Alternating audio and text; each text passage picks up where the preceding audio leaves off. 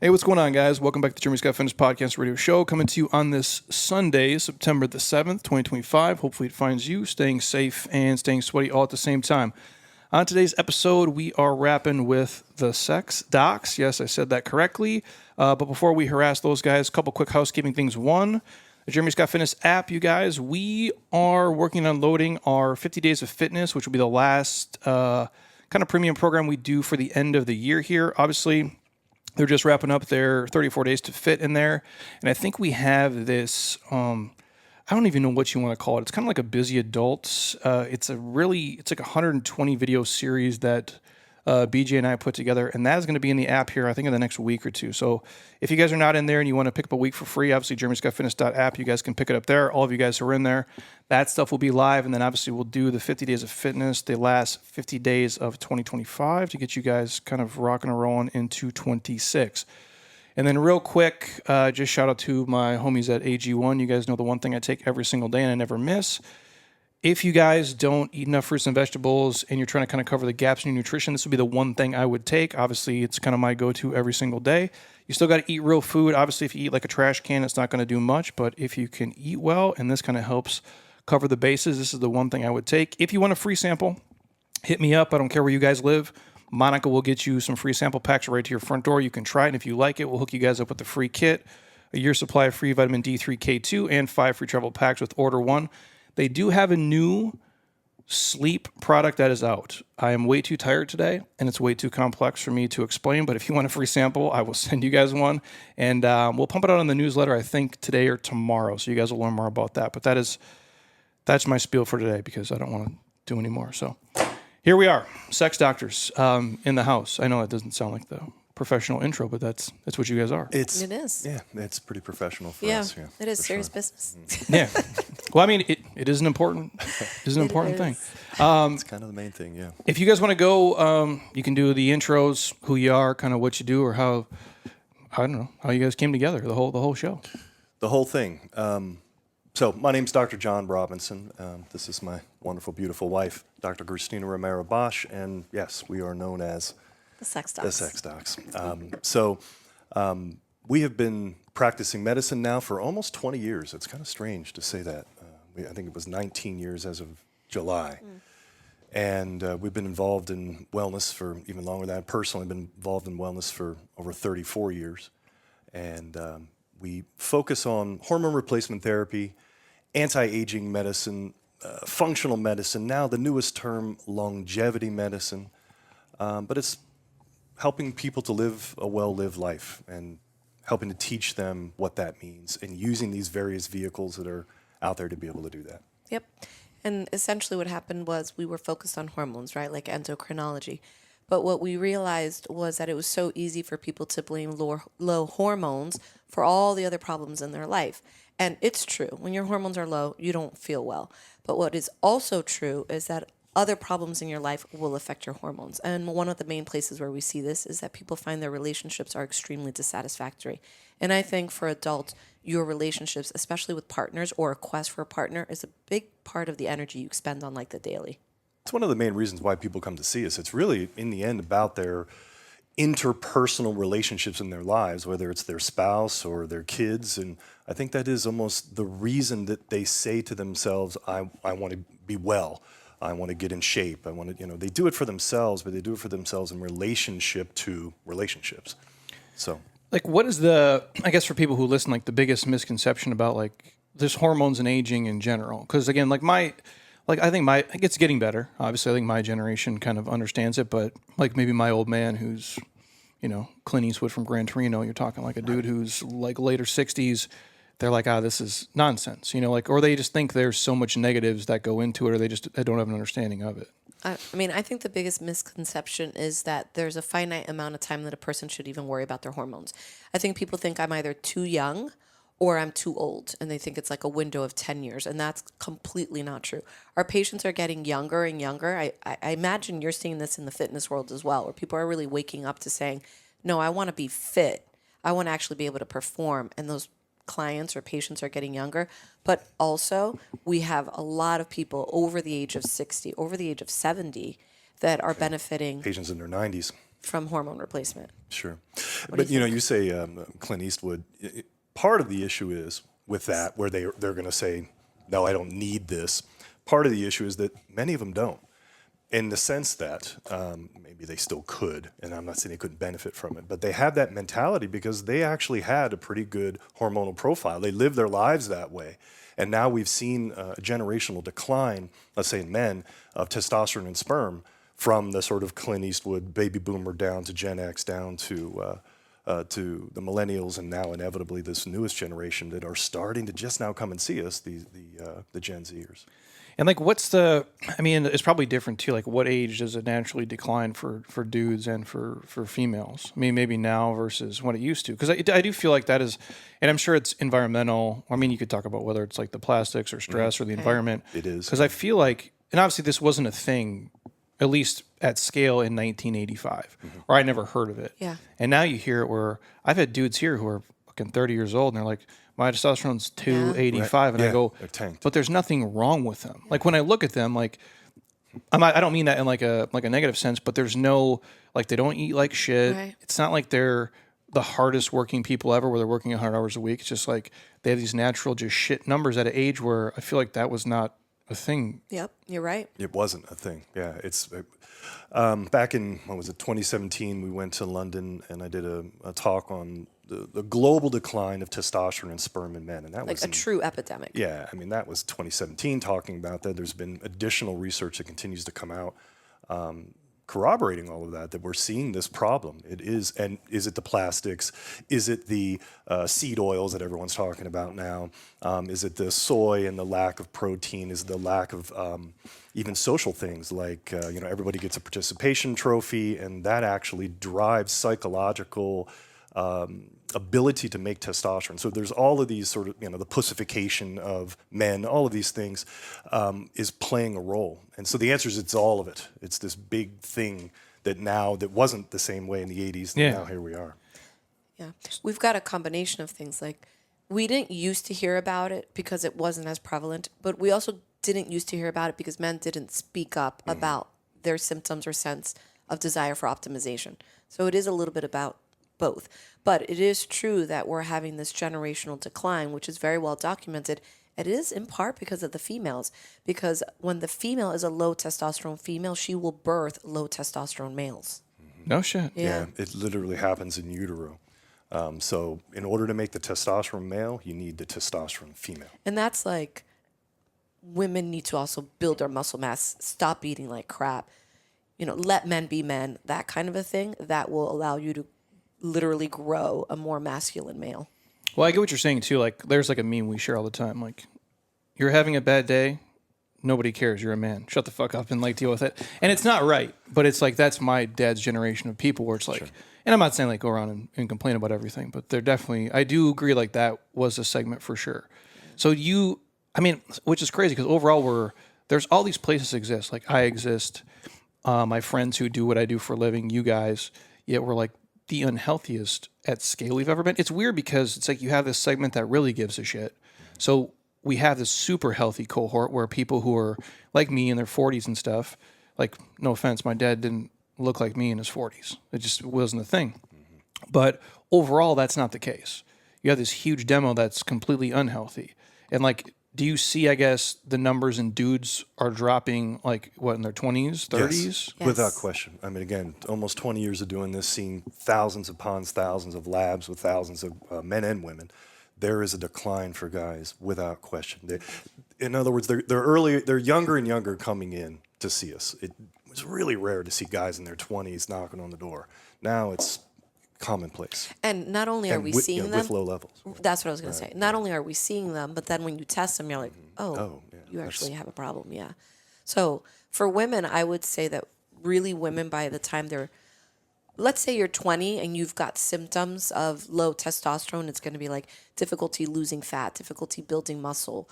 It could be anxiety, depression, low libido, like low fervor for life. Come in and get your hormones checked, because if it's not your sex hormones, then let's figure out what it is, right? But that might be the elephant in the room. And for men, you would say what, 30? 30 for sure, but now really 20s. 20, I mean, if you feel it, you might as well get checked. And that's just what we say just in general. Might as well get tested. Get tested. Baseline. Start the process early, get tested, have an understanding. And I do think that these generations now are starting to look into that. The concept of wellness is becoming more just accepted. I mean, we're living in a time right now with wellness. I mean, people are really talking about it. I've never seen a conversation be so open about wellness than as long as I've been doing this.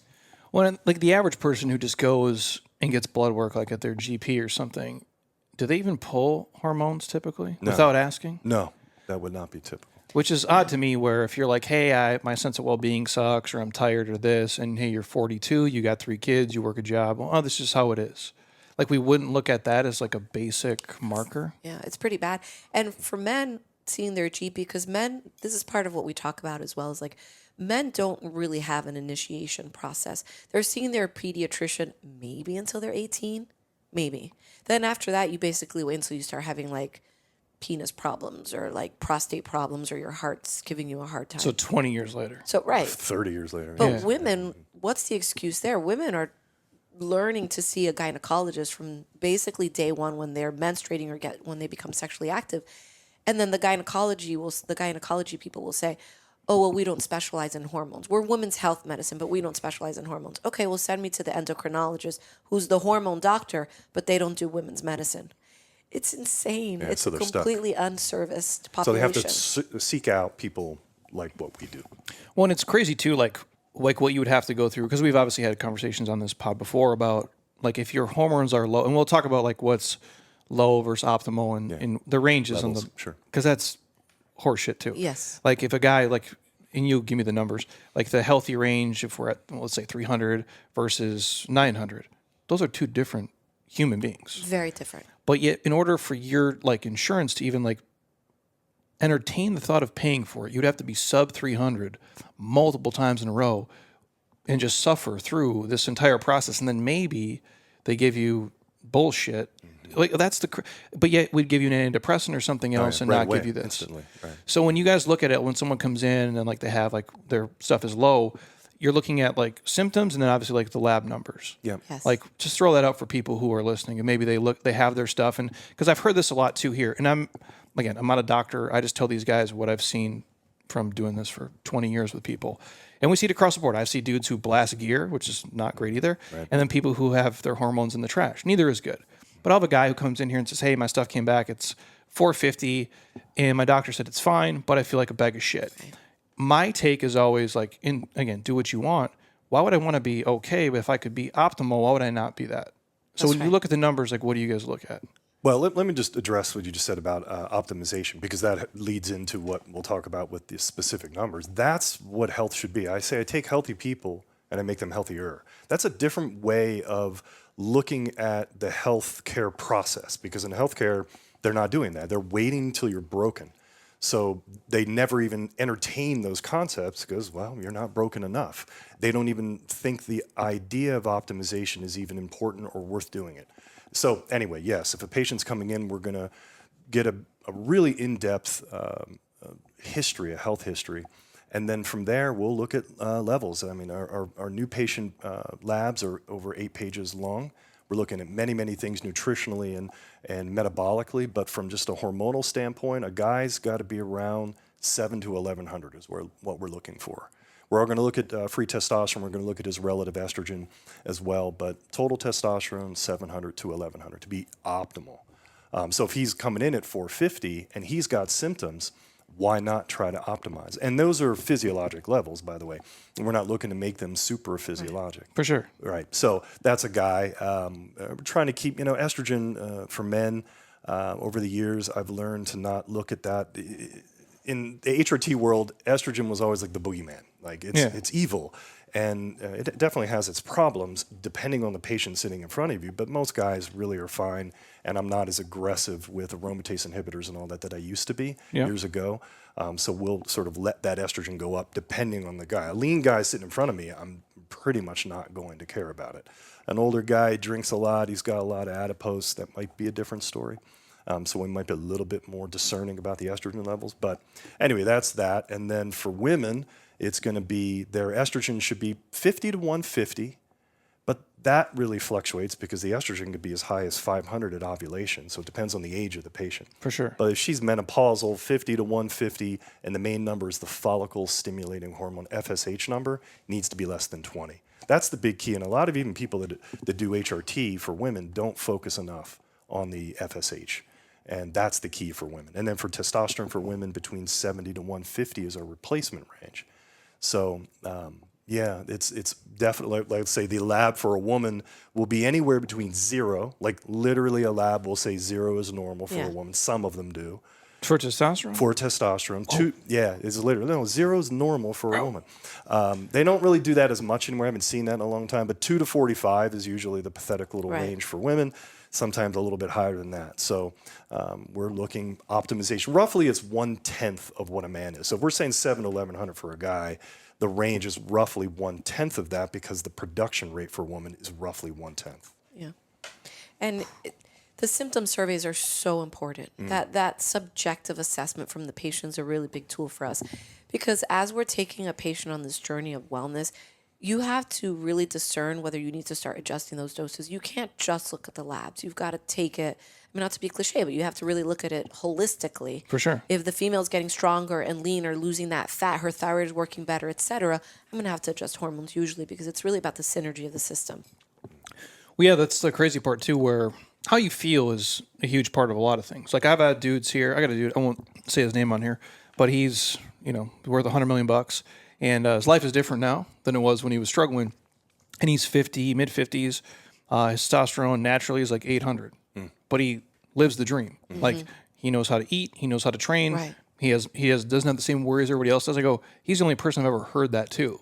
Where you look at most other people, the stressors are kind of like what brings them down. Yep. And you guys do talk about the food stuff too, because I have some physicians on here. We've talked about a lot of like stem cell, PRP, bone marrow stuff. Yes. Yeah. Where to get into the programs, people can't smoke, they can't drink, they have to change the diet and stuff. He's like, just to optimize everything else. So for people who listen, obviously, like, there is things you can naturally do to help yourself out. Like, do you guys talk about that with them when they come in? Like, and I'm not saying you have to do full behavior mod, but like, hey, dude, we can fix this, but also you're eating like a trash can and drinking, 26 beers a week. Still, this isn't going to work. Yeah, I mean, You try to? when a patient, for sure. no, it's a big part of it's definitely a big part of our personal philosophy. But when a patient comes in, a lot of times doing the hormone replacement or the addition of the peptide or whatever, or the GLP-1s, it's not about it being a cheat or people taking the easy path. It's like when you're coming in and you've been struggling, what we're doing, I always give the analogy of you're running in place with a heavy ass backpack. Let's take the backpack off and see if maybe you can start moving forward a little bit. The point is to really impact people's lives. The only way you're going to do that is if you can help them put one foot in front of the other. For every patient, that's a different path. Now, we're not doing diet programs. If people are misusing the word diet means food you eat on a regular basis. So what we're doing is modifying their life, modifying their diet. It's a big part of what we do, but we do it in a very individualized fashion so that we're actually reaching success. Yeah, and we're meeting the patient where they're at. So I think that's a big thing. Usually we can do it that way, meaning you said this other doctor, they're saying there's certain, let's say with stem cells, you have to. It's extreme. Yeah. So we're going to meet the patient where they're at. If they're drinking daily, usually, let's say with alcohol, that's going to be a big conversation. It might be a quick conversation depending on the patient. They're like, I don't give a shit what you say. I'm not going to change anything. Yeah. But we start off, well, you drink 2 a night, so let's go to 1, cut it in half. And Shallow and deep end, yeah. Right, exactly. We go and meet the patient where they're at and then get their attention. So this is relationship medicine. So if you can build a relationship, keep their attention, because I just did hormone replacement therapy with them, got them feeling a little bit better, a little bit more motivation, and then I refer them to Jeremy Scott Fitness, and then they start doing things, then I can keep their attention over time and then change their perspectives on various things. So you can't necessarily do that in one meeting, or even sometimes in 10 meetings, hell, in 10 years, depending on the patient. We've had that where all of a sudden they, at a certain moment, they just get it because we kept their attention along the way. There was trust that was established in the long term. So. Yeah, and not judgment. I mean, you've got to build that trust. It's like you were saying about the guy that works out twice a week and then he comes in and does that class, you got to build up to that level. Yeah. So Well, again, you learn these guys over time. Like there's people who walk in here on day one. I don't talk to them the same way as they've been here for 10 years because there's a sense of security That's there. right. With them. So is there any, I guess, at this point, I don't even know because I don't even, like the myths about like hormone replacement therapy and the things where My favorite one. where people like freak out about it. Yeah. yeah, oh yeah. Oh, yeah. Estrogen does not cause breast cancer. Estrogen doesn't cause breast cancer. Estrogen doesn't cause breast cancer. That was like a huge old like massive. debunked study, right? Totally debunked. Like a month ago. I mean, Well, I'm yeah, exaggerating, kind of, but very, very really recent. in the past year or two, which is 5 minutes ago. Yeah, it's been really, really debunked. And yes, the 2002, the Women's Health Initiative study that had been out. They had already been doing that study for a good 10 years. They were studying Premarin and Prempro. These are horse urine kind of crap. Estrogens is what they were studying. And there's a great book called Blind Spots by Dr. Macri. And Macri's on RFK Jr.'s. I think Macri's now I think he's part of the FDA or something. I mean, I forget what it is. Anyway, he's part of the council with RFK Jr. Okay. He wrote this book, Blind Spots, and it's about medical dogma. And there's various chapters in there about things like Semmelweis, who was the first Hungarian doctor in the 1800s to say, I think we should wash our hands, you know. So things like that. There's stories. And of course, at the time, he was ostracized and he died in a sane asylum because he basically drove him crazy because this guy was obsessed with saying, no, I know it's going to be important if we wash our hands in medicine. So obviously, that's all self-evident now. Anyway, one of the other chapters was about the Women's Health Initiative, and he literally goes in where he interviews the key people. And what had happened back in 2002, when really the shit hit the fan with this headline saying estrogen causes breast cancer, there was they had their meeting, an annual meeting. And with all the PIs, all the principal investigators would come, all little scientists, they all sit there in Chicago once a year. And they wound up saying, okay, we're scrapping this year's agenda. Here's the study. This key woman and this key guy show them the study, and it says estrogen causes breast cancer. They show them the study. The scientists sit there in the audience, literally in real time, and say, wait a second, they're looking at the statistics. And it's called a confidence interval. And they're looking at these basic things statistically that were just wrong. It was just wrong about what they were saying. And she said, okay, you have 20 minutes to do an addendum because we have to get this thing published. So they all sat there, they scrambled, they got this addendum going, and then right when they were ready to submit the addendum, that basically would show that it didn't exactly cause breast cancer, she went, sorry, the courier already came, it's published, that's it. And then, a la COVID, you were not allowed to say anything. Can't question You it. can't question it. This is now the dogma, and people who started questioning, some of those key principal investigators that knew it was bullshit, tried to question it. They were getting ostracized right from the very, very beginning in 2000. Careers get destroyed. Careers destroyed. They don't have their funding and all of that. So everyone just kept their mouth shut. And then there was the crazy people like us that were off there on the side saying, yeah, we kind of know this isn't really true, and here's why. No one was listening. Now they're listening. So now we're in this place, this time where wellness, those types of things are being listened to. So definitely estrogen doesn't cause breast cancer. It doesn't mean that people shouldn't have discerningness about that and what's going on in their unique case and all of that. But this idea of a blanket statement that it causes breast cancer just doesn't. So I'm far more vocal now about it For sure. than I've ever been. Yeah. And that's probably the biggest one. That's very big. I don't know.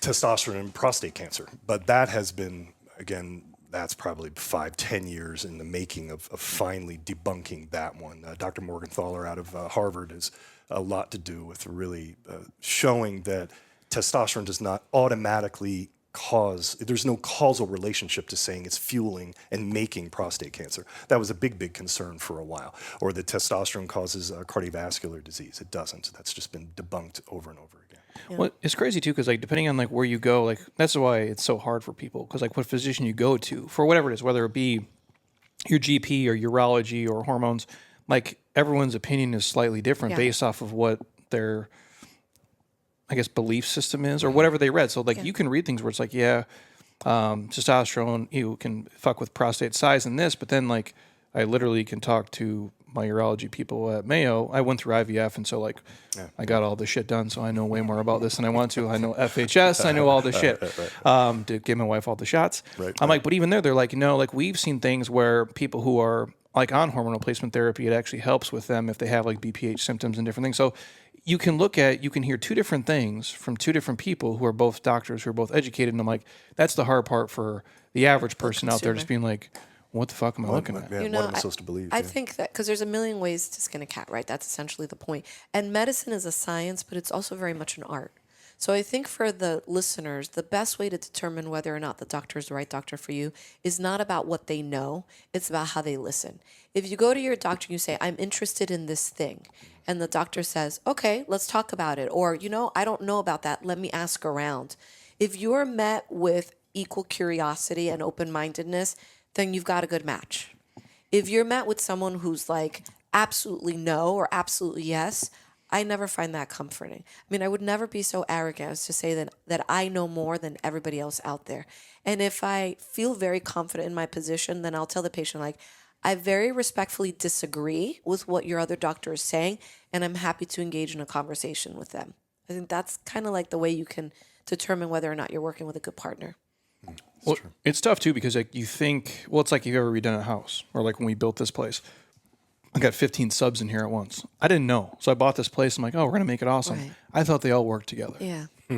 They do not. They do not. No. They don't even have the doctors, they don't have each other's phone numbers. Yeah. I go, so, but if you do find my GP, I go to her, well, because she lifts. And that's kind of what my criteria. If you work out, like I can fuck with you, I'm joking, but like But not. It's a value system. Because it's like I can say things and there's no resistance there. Not like there's not like she wouldn't have pushback, but I'm like, hey, I'm curious about this. Yes. I'd like to know. Yeah, Jeremy, we can check that out. Or I don't know this. Right. And again, I've met 150 physicians doing this. We got 30 of them that are clients. I go, so it's helpful, but that's a huge part of it where it's like there's at least a dialogue there. I can communicate and we can talk, and like it's not just, oh, well, here's the numbers and here's the solution. And I'm like, I'm not a fan of that. And the reason there's so many different perspectives is in part because is testosterone good for the prostate? Is it bad for the prostate? Does estrogen cause cancer? Does it not? I mean, if there's an estrogen sensitive tumor, then there's enough support as well to say, well, you're going to grow the tumor, but that doesn't necessarily mean that it's causing the tumor, right? So I think what happens is that when you don't have all your subcontractors talking, for sure, everything is so damn reductionistic. Like there's nobody that's looking at you as a whole person saying, how do we piece this information? Who's the orchestrator of this whole conversation? Nobody. Everybody's just focused on the one thing they know. And most research is super microscopic. It's not really taking into consideration the way the elements work as a system. Yeah, and patients say all the time, but back to what you were saying about the subs in here, they don't communicate. No. And patients say to us all the time, can you talk to my doctor? Or I wish you guys all sat around and collaborated and discussed and came up with a consensus of approach. And, we always say, if you got 10 doctors in a room, you got 11 opinions. I mean, it's just, you're not going to get that perfect consensus the way you want. And I know they always try to do that, or the ridiculously unscientific statement of the science is settled, because I don't even know what the hell that means. But the same thing is in medicine. It's not always just perfectly settled because it's biology. 1 + 1 does not always equal 2. It depends if it's March, Tuesday, winter, like the wind's blowing or not. Yeah. And so therefore we're back to this idea of relationship and being discerning and being open-minded and figuring it out from there. But here's another piece to that. Patients want the doctor to tell them what to do. And that's the wrong approach. Your doctors are there to provide you with information. They're your counsel. They're not the decision maker. And this goes in line with the idea of like, what blood work will my insurance cover? I always go, who cares? I mean, find that you're shifting your priorities with your own health. Find that you have a different relationship with health insurance. If health insurance is dictating the decisions you make about your wellness, I think you've got the wrong attitude. And that's the same thing with your doctors. If you're waiting for your doctor to tell you what to do, all of the doctors, I truly believe, are telling the patient what they think is the right answer. But it doesn't mean that it's the right answer for the individual. So the individual really needs to take all of this expertise and sit with it and decide, well, what makes the most sense for me? That's a lot of responsibility back on people's lap that a lot of people don't want. Well, no, and I think I used to think that when I was younger, like, oh, I'm going to go to the doctor they'll fix me when I'm like 12. By the time I'm 20, I'm like, this is horse Right. shit. And I don't mean that in a negative way. I'm like, but they're not fixing anything. Correct. They're going to like, the craziest thing, like, and I heard this like, during IVF, like the endocrinologist we met with, he said the greatest thing. He's like, here's your options. He's like, you can do nothing. Right. That's always an option. Like, I can say all this stuff to you, and he goes, you guys can choose to do nothing. And I'm like, oh yeah, he's right. Like, we didn't choose to do nothing, obviously, like we have a kid. I'm like, but we could have just said, fuck it, like, just keep banging and see what happens. I'm like, but he kind of laid it out there in that way. And I don't think a lot of people think that. They think if I go to the doctor and they says, I'm going to take a statin or I'm going to do this or do this, I have to do this. And it's not the reality. No. And if you're insurance, it's like, and I do get you on the insurance thing because we do hear that typically from, I don't want to say older people because then I just put them in a box. I go, but I'm willing to pay for whatever. So yeah, it'd be great if my insurance covers it, but if it doesn't, fuck it. I'd rather know what's going on and get something that's going to help me. Because like, what else am I paying for? A car payment or a mortgage or buying a stupid bag, but my body feels like shit. Like, to me, that seems crazy. But I know there is a whole demographic of people that's kind of like, well, my insurance won't pay for this doctor or this PT, so I'm going to go to this PT instead, which it might be, a lesser option, but it's free, so I'll go there. Yeah, it's a bureaucratic system that's kind of created all of that. It's the bureaucracy of the insurance model that's all in bed with FDA and all of those things that's created this medical, I don't know, culture of people thinking about it that way. And the doctors don't love it either. I mean, even like conventional minded doctors, you remember that show ER? That's what it was called, right? Sure, yeah. Well, there's always those like hospital drama shows. Yeah. And you always have like the noble doctor fighting with the bureaucrats of the hospital. But that's true. That's what it is. There's the people that are, what's best for the patient? And then there's the people that are saying, well, what's best for the bottom line? Both are realities. So as the patient, then you decide, how do you make yourself as independent from that reality as possible? Explore your options. Find a different form of health insurance. They do exist. Do major medical health insurance, even if it's in adjunct to what your job is providing. It's a whole philosophy switch. And I think that people want to blame the doctors or blame Big Pharma and Big Pharma, which I think merit some of the blame, a lot of the blame. But also, then the individuals need to be the momentum that changes it. Well, because I would assume like even like my general, practitioner would love to, like, let's say I'm doing like therapy stuff, like on my backs, whatever, which I've had, like I had like disc issues in my back years ago. So I went through the whole BPC 157, TB 500 as part of like I'm sure she'd have loved to be like, hey man, let's just run your Cigna through and get you this out the door today. I go, but they can't. Right. Now she knows that. Right. But she's like, well, I can't give you this. So here's what I can do, which is dog shit. So like, let's fish you down the street. And so I do think a lot of them would be on board for that. It's just not in their toolbox, and they're limited. Here, take some SSRIs or some pain pills. They're limited by standard of care, which that standard of care is a box that they're put in that also protects them. So if they operate within standard of care, they can't be sued. And doctors are being sued left and right all the time. Yeah, and they do. Right. They get sued all the time. Right. So then they get afraid of that. The system from they're hopeful and idealistic when they enter medical school, and the system just kind of grinds them through all of that. And for Cristina and I, we didn't have that. We're naturopathic medical doctors. So not only is the philosophy, but let's say the bureaucracy that is our profession doesn't have those constraints around it at all. Or at least for the most part. I'd say nothing perfect about our profession either. We can go on and on about that. But you can move free. Yeah. I got a big old sandbox that I'm in. And if I don't even like that sandbox, I'm going to stand up and I'm going to walk out of it. Yeah. And I'm going to do what's right for that human sitting in front of me, if we can come to a conclusion together and whatever the financial things are related to that. Yeah, I mean, we still have to get creative depending on the person's finances. But, I mean, obviously we've made a career out of patients finding us that are thinking this way. They're thinking, like you said, I'd rather be healthy than be 80 but have gone through, the system. So, yeah, I mean, obviously I'm biased, but I would spend every dollar if I meant I could look like Rambo. till the end. Oh yeah. You know. Yeah. Like, And I mean, I'm dying like this. You're Like, dying don't know. shredded. I'm gonna die shredded, bro. I'll be wrinkled as fuck, but I'll be ripped. Dude. Like I don't care. I don't know. There's all these peptides now. Maybe it'll even help with that. There's Yeah. other things. That's what I'm saying. So if we go, I mean that's well. I mean, Rambo seemed unhappy. yeah, so but that- dude, he was so shredded though. He looked pretty good. Like Rocky IV, dude. He Yeah. was fucking on it. I Dude. just showed the kids Rambo, the first Rambo. See. Yeah, It was so depressing. And then we haven't got to the next ones yet, and then he gets really ripped. Yeah. 'Cause he's not, Yeah. Anyway. He gets on a protocol. Yeah, he looks good. Yeah. So, like, in terms of like safety for like hormone replacement stuff, like long term, like obviously like the safety of it, and what do you guys kind of monitor in terms of just like the markers and stuff, like outside of just like whether it's estrogen, estradiol, testosterone, all those things? Is there anything else like you kind of look at for somebody if hey this gets too high or this is too low? This is what we look at. Yeah.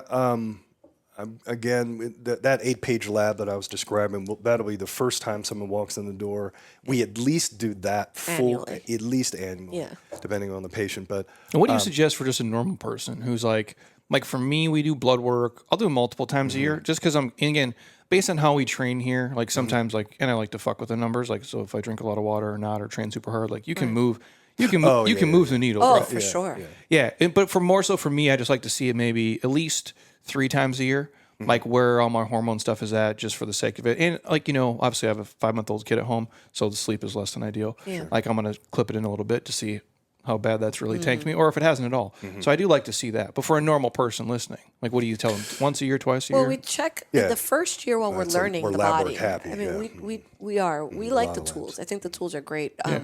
So we will check, let's say quarterly within that first year when we're really learning the body. But after that, I would say I have my patients that have been with me, since the beginning. That's 2 to 1 time a year usually keeps us like In check. really in check. But yeah, we're looking into the standard stuff, the CBC and the Chem panel. We're looking at metabolic health. We are looking at. I really like to look at essential fatty acids. We look at zinc levels. We look at magnesium levels. These basic minerals. We're looking at hemoglobin A1C, fasting insulin. And the other thing is, of course, we're just talking about blood work, but For what sure. we are doing more regularly in offices, we're checking body composition all the time. Checking. Are you just getting skinny, or are you actually getting lean and strong and We use healthy? the in-body. yeah, you guys have like the juiced up one. Yeah. Yeah, the juiced up yeah. in-body. I'm really keen to visceral fats. Right, visceral fat. We check your zinc in-house. We're checking your nitric oxide. In-house, yeah. And we also do what's called the thyroflex, which is a measurement basically of the brachial reflex, the brachioradialis reflex. Like in the olden days, the doctor would hit your knee and Yeah. your leg would flick. There was an actual purpose for that. It's an indirect measure of thyroid function. So we're checking that very regularly as well. So there's just a lot of tools. And again, we had already mentioned subjective surveys. So do think of the way you feel as a test. I think that's important. Yeah, and kind of full circle. You had said something about a guy with his levels and at 450, and one of the things that if I could, and I looked into it, but it was too expensive, was the androgen receptor. So if you really want to dork out, you can say, what is the sensitivity of testosterone to that human's physiology, to their DNA? How are they expressing Each individual person. each individual person? Yeah. How are they expressing the androgen receptor, and how sensitive is that androgen receptor to the amount of testosterone or estrogen in their system? And again, there's genetic tests for that, but some of these things are just as simple as what is your reaction, grip strength, VO2 max, body composition. These things will be direct and indirect measurements of how someone is responding to a given amount of hormone in their body. And then from there, you go up or down, not just based on the range, but these other clinical signs and symptoms. I do like those too. We had whoever the dude is, he runs a DexaFit down the street. So we went there and did their DEXA scan, but they do the whole VO2 max RMR, which is interesting too. Yeah. Because I hadn't done VO2 max in a long time. That test sucks too, by the way. It's Did never, it? Never. Well, Get out. It's just like put the Bane mask. I don't like running with the mask on because it's so. It's like. Yeah, it's Well, not. I don't want to fall over. Yeah. Because I'm like, you're trying to when I do it with our whole team here. So I'm like, I can't let these girls beat my ass, dude. Because some of them we actually girls run the Grand Canyon. Like, they're just super fit. Yeah. I'm like, I'm not the gonna be dead last here. I'm like, but again, it's different too. Like dudes versus women, obviously the output's different. But I do like the DEXA scan too.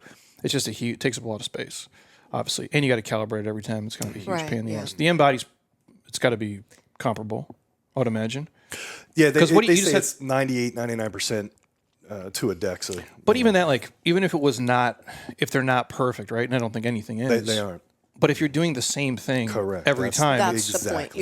point. You're comparing apples to apples. because we've done them all on the same day, where it was like we did bod pod, M-Body, DEXA scan, and calipers. None of them are the same. None of them are the same. They're close enough. You need a consistent. But if you're always doing it, like, that's Right. fine. Right. What gets measured gets accomplished. You got to measure something Yeah. and go for it. And that what a lot of that does, and whether we're talking about labs or having a patient get on a scale, it's accountability. It's some level of awareness to what's going on. And then from there, that often can motivate them. Like, for example, I was just saying about essential fatty acids. It's called the Omega Check. It's a pretty cool test for essential fatty acid content. In LabCorp and SnorQuest, they do the test. And we didn't always do it because we were just standing up on our heads saying, look, if you're alive and breathing, you should take a fish oil. It's like kind of basic 101 stuff for us. And we've been saying that for years. But that doesn't always get into the mind of the patient. You show them a number on black and white and say, your levels are low. And when you take the little fish oil, it's going to get better. It's compliance. Yeah. Everything's about compliance. So those tools help with that too. And that's the journey. And for the hormone stuff, I guess specifically, obviously, I know enough. Like, the men and women, there is a dramatic difference typically, how they usually administer it, obviously. And I had to talk with a dude. He'll probably call you this week, actually. I won't say his name on here.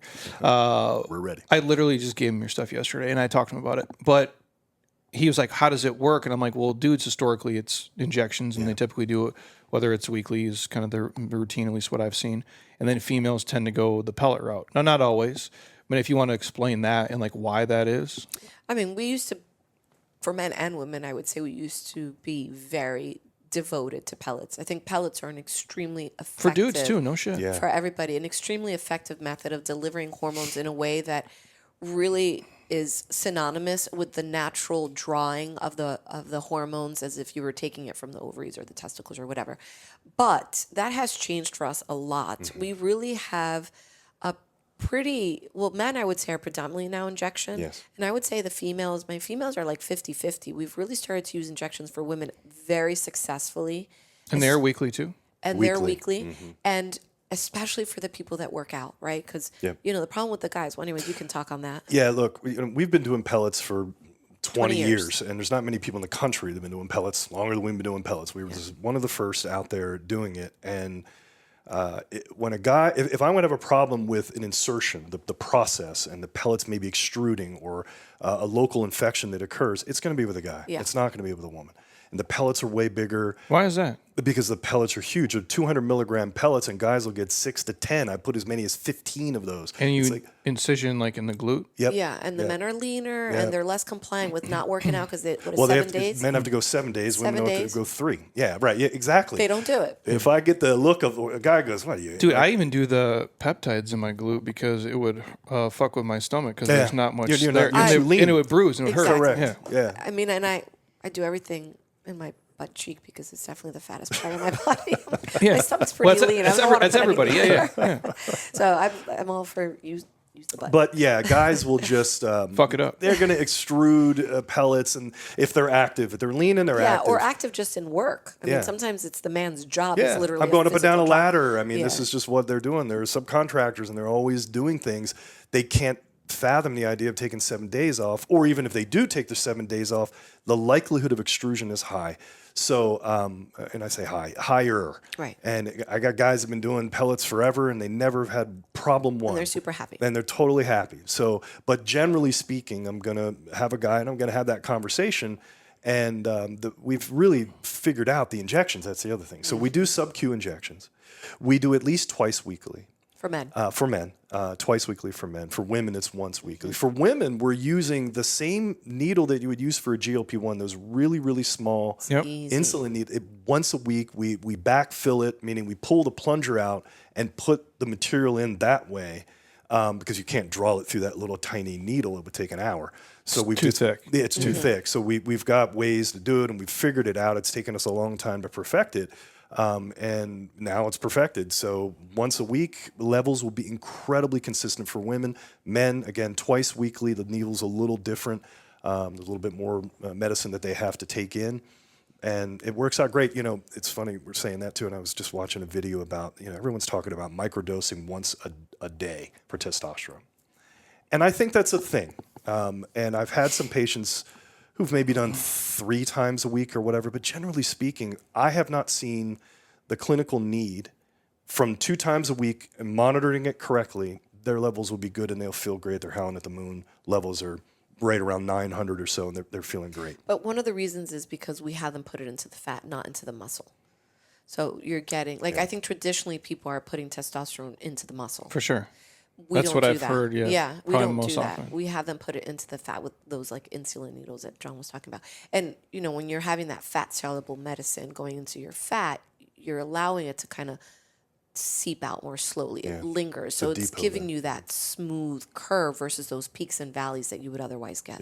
Yeah. I mean, And that's why you do the twice a week? Twice a week, yeah. So it's flattening out that up and down for sure. Plus, again, going in what she's saying there. If you put metabolic rate in muscles higher than the metabolic rate in adipose, so if you're doing it that way, you're just also flattening the curve out. So 2 times a week is fine, maybe 3. Again, if people wanted to really do that, I guess they could do the daily. But like a normal person. That's what I mean. It's There's about no way. compliance. And again, compliance. Yeah. Plus also the dose. I mean, micro dosing, even for a man, I imagine that might get You can a bit do it. high. I don't know. Well, we'd have to do the math. Yeah, you'd have to be really careful. And I think you're right. I think the odds of it accumulating pretty quickly and getting out from underneath you, it would be higher. But can it be done? Yes, I don't want to say that. I don't think can't for be. women it could be done. I think it'd be near impossible to get such a small dose, out of the needle. I think for women, you're right. And in fact, when we first started working with injections with women, we were doing twice weekly because we mimicked what we were doing for guys successfully, and very quickly we went, "Whoa, that was way too much." Yeah. Well, yeah, and my thing is always in theory, what's ideal or perfect, or what are people going to do? Know what they're gonna do. And what they're going to do. Correctly over time. Right. Because they get lazy. Like you were saying Absolutely. about the people who are you've got to stop smoking, you've got to stop drinking. We're okay, that's great, but that's really more about the program, not about the person. I mean, what I want is for someone to say, I know I can do this. I can sustain this. I'm not on a treatment plan. This is the way I live my life. Those are 2 very different concepts. Yeah, well, you're talking it's like teaching a skill versus, behavior modification. Right.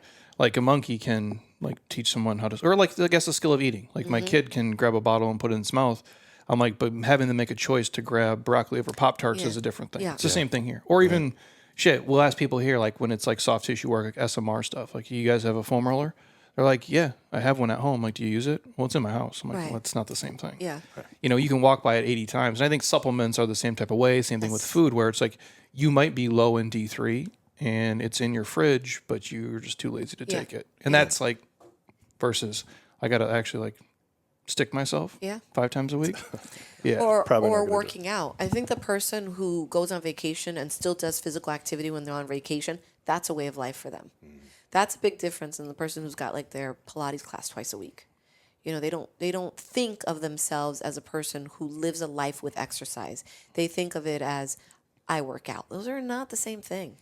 So, I was thinking about this quote I was reading this morning, and we say, so our podcast is called The Longevity Protocol, and part of what we say is trying to help people learn to live a well-lived life. What's the secret to that, or maybe it's not a secret. What's the process to that? But when you create this idea of living the well-lived life, that actually turns around and creates wellness for everybody else. That was the quote that I heard this morning. That you being well, you kind of having your own value system towards these types of things helps to create wellness for the world. And I think it's a great thing. Well, yeah, to me too, Mike. I always say you're gonna have all the same problems in your life. I mean, not all the same, but you're gonna have shit that's gonna come your way. Right. It's just easier if you're healthy and fit, It dude. is. Right. Yeah. It's less catastrophic when everything else goes fucking sideways. You I'm have the reserves. yeah, You have the reserves. you have margin. Yeah. in everything. Right. So if I asked, and I guess this is another question with the HRT stuff with menopause, I guess, and symptoms and that type of stuff, how does that work? And does it help mitigate that stuff? Does it make life easier? Obviously, a lot of women here, that's you're on a journey. You're ice skating uphill, essentially. when your hormones are like fucking bonkers. It's a really crazy thing. I've been talking about this with John because I'm 47. I turned 47 this year, and I have a 4-year-old. So that's cool. And I'm very proud of myself about that.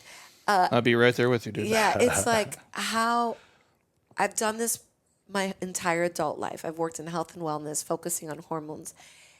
And you know that it's out there. You know it's a thing. You hear the patients talking about it, and they talk about it, and everybody talks about it, but somehow you still don't think it's gonna be you.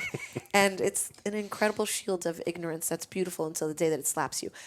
Menopause is really weird. Perimenopause is really, really weird. It's a crazy thing to suddenly be super freaking hot and everybody else is cold. Yeah, it's a reason why it changes women's lives. It really is. It's a reason why everyone around them is like, what the hell is wrong with you? It's worse than a teenager with PMS. That's what I think. So what's the deal with it? The deal with it is don't suffer through menopause. That's baloney. And really, suffering through menopause is like a first world industrialized nation problem. Studies are very clear that when you go to countries that are not industrialized, women don't suffer through menopause. They just pass through it. Because our hormones are not supposed to go down. They're not supposed to go to zero. We're not supposed to feel like crap. We're just supposed to transition into a new era of our life. The crone, which is actually supposed to be like a beautiful thing of a place of wisdom and happiness and contribution to the world around you. So if you're uncomfortable, if you can't lose that belly fat, if you have vaginal dryness, you're just like not in the mood for sex, whatever, the typical things that you hear, Yeah. raise your hand and find out who to ask. Call us, call Jeremy, whatever, and say, who do I talk to about this? Because there is no reason why any female needs to have a hard time, really. Yeah. You don't have to live with it. Men or women don't have to live with this problem. And I say men, not just men for their hormones, but if they have a spouse, a partner that's going through it, there's answers. Yeah. There's answers. And they're not that hard. No, and like if I can ask, like, I don't want to get personal for you, like, but for you, like, when are you like, yeah, this is changing? You know what I mean? Like a lot of times it's so gradual. Like, and I hear like women will say like, it's kind of just, it's quicker than that. Like as a dude, I don't think like, and dudes are the worst because dudes remember themselves as like Uncle Rico. Like, if, they think like they were the shit, right? Yep. And I'm like, you were never good, but they still think that, where women are like harder on themselves. But I guess my point is like for a dude, obsessive. You don't notice this, at least like, well, I do the best I can to fight Father Time. I'm Jordan from the Wizards versus 87 Jordan, but I'm still Jordan. That's how I feel anyway. I'm like, but it's gradual versus like this, oh, I'm in menopause or and now there's a cliff. Like, did you notice it? I mean, I can tell you personally, and then I can say generally. Generally, it is very, very varied. I think every person has a different experience, and it's very multifactorial. It's genetics, it's how healthy they are, it's how aware they are. Some people are so disconnected from themselves, they don't even notice. For myself, there was such an overlap between, I just had a baby, I'm still losing fat. Gosh, this is harder than I remember with the first two. I'm starting to have missed periods. It was like, what the hell? My sisters are older than me. They're not anywhere near this. Honestly, I think the baby at 42 was like a strange hormonal fluctuation that my body was like a little bit confused. Yeah. It sucked the last bit. It definitely, like you always say, we rode the bus till the wheels fell off. I was like, I'm going to have another baby, God damn it. And I sure shit did. So for me, it hasn't been clear. It's been a hodgepodge of discomforts that I wasn't quite sure what to blame them on. And that's you, and that's who's me. like healthy, fit, aware. And you have an education level beyond like Susie in Nebraska. You know what I mean? Yeah, and I'm very connected to myself. I'm very aware. So I think it's important to ask. I mean, I think women are better at that than men. Like women will ask their girlfriends. They'll ask around. The females commiserate together, and that's a form of bonding. And ask because maybe it isn't your hormones, or excuse me. We always say hormones and we're talking sex hormones, but really there's a lot of hormones. It could be insulin. So, right, it could be that. It could be lack of sleep. So you got to ask to better understand and then truly measure so that you can get the right answer. You want to hit the bullseye. But there are some sort of, to answer the question in another way as well, that there's moments where things are happening for women at certain key moments. After the age of 20, her testosterone is starting to lower annually. After the age of 20, So are your digestive enzymes. Just saying, that has nothing to do with anything. But kind of, because then estrogen has a whole lot to do with actually With your helping gut. with gut. Yeah. The microbiome is massively influenced by estrogen. So as that's starting to go down. So the first thing to go for a woman is her testosterone. Then she gets into her late 20s, early 30s. That's where she's starting to notice things. Then perimenopause, which is peri means around. So it's right around menopause, but perimenopause for someone is like 15 It could take years forever. or it's 15 minutes. It's like turning off a faucet. I had a period and then all of a sudden the next month I didn't, and boom, poof, they're in menopause. Most are going to have this sort of sputtering out process that takes a year or two on average. Yeah.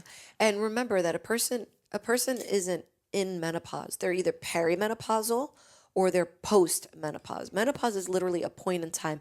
The minute you've gone 12 consecutive months without a menstrual cycle, and then you're on the other side. Now you're post-menopausal. Okay? So that's one of the misuses of the words as well. So a female can be perimenopausal for a very long time, and they can come in and out of that. When they're losing fat, they're releasing a bunch of estrogen into their system. So that's also toxic to the body. That's also going to make them feel crummy.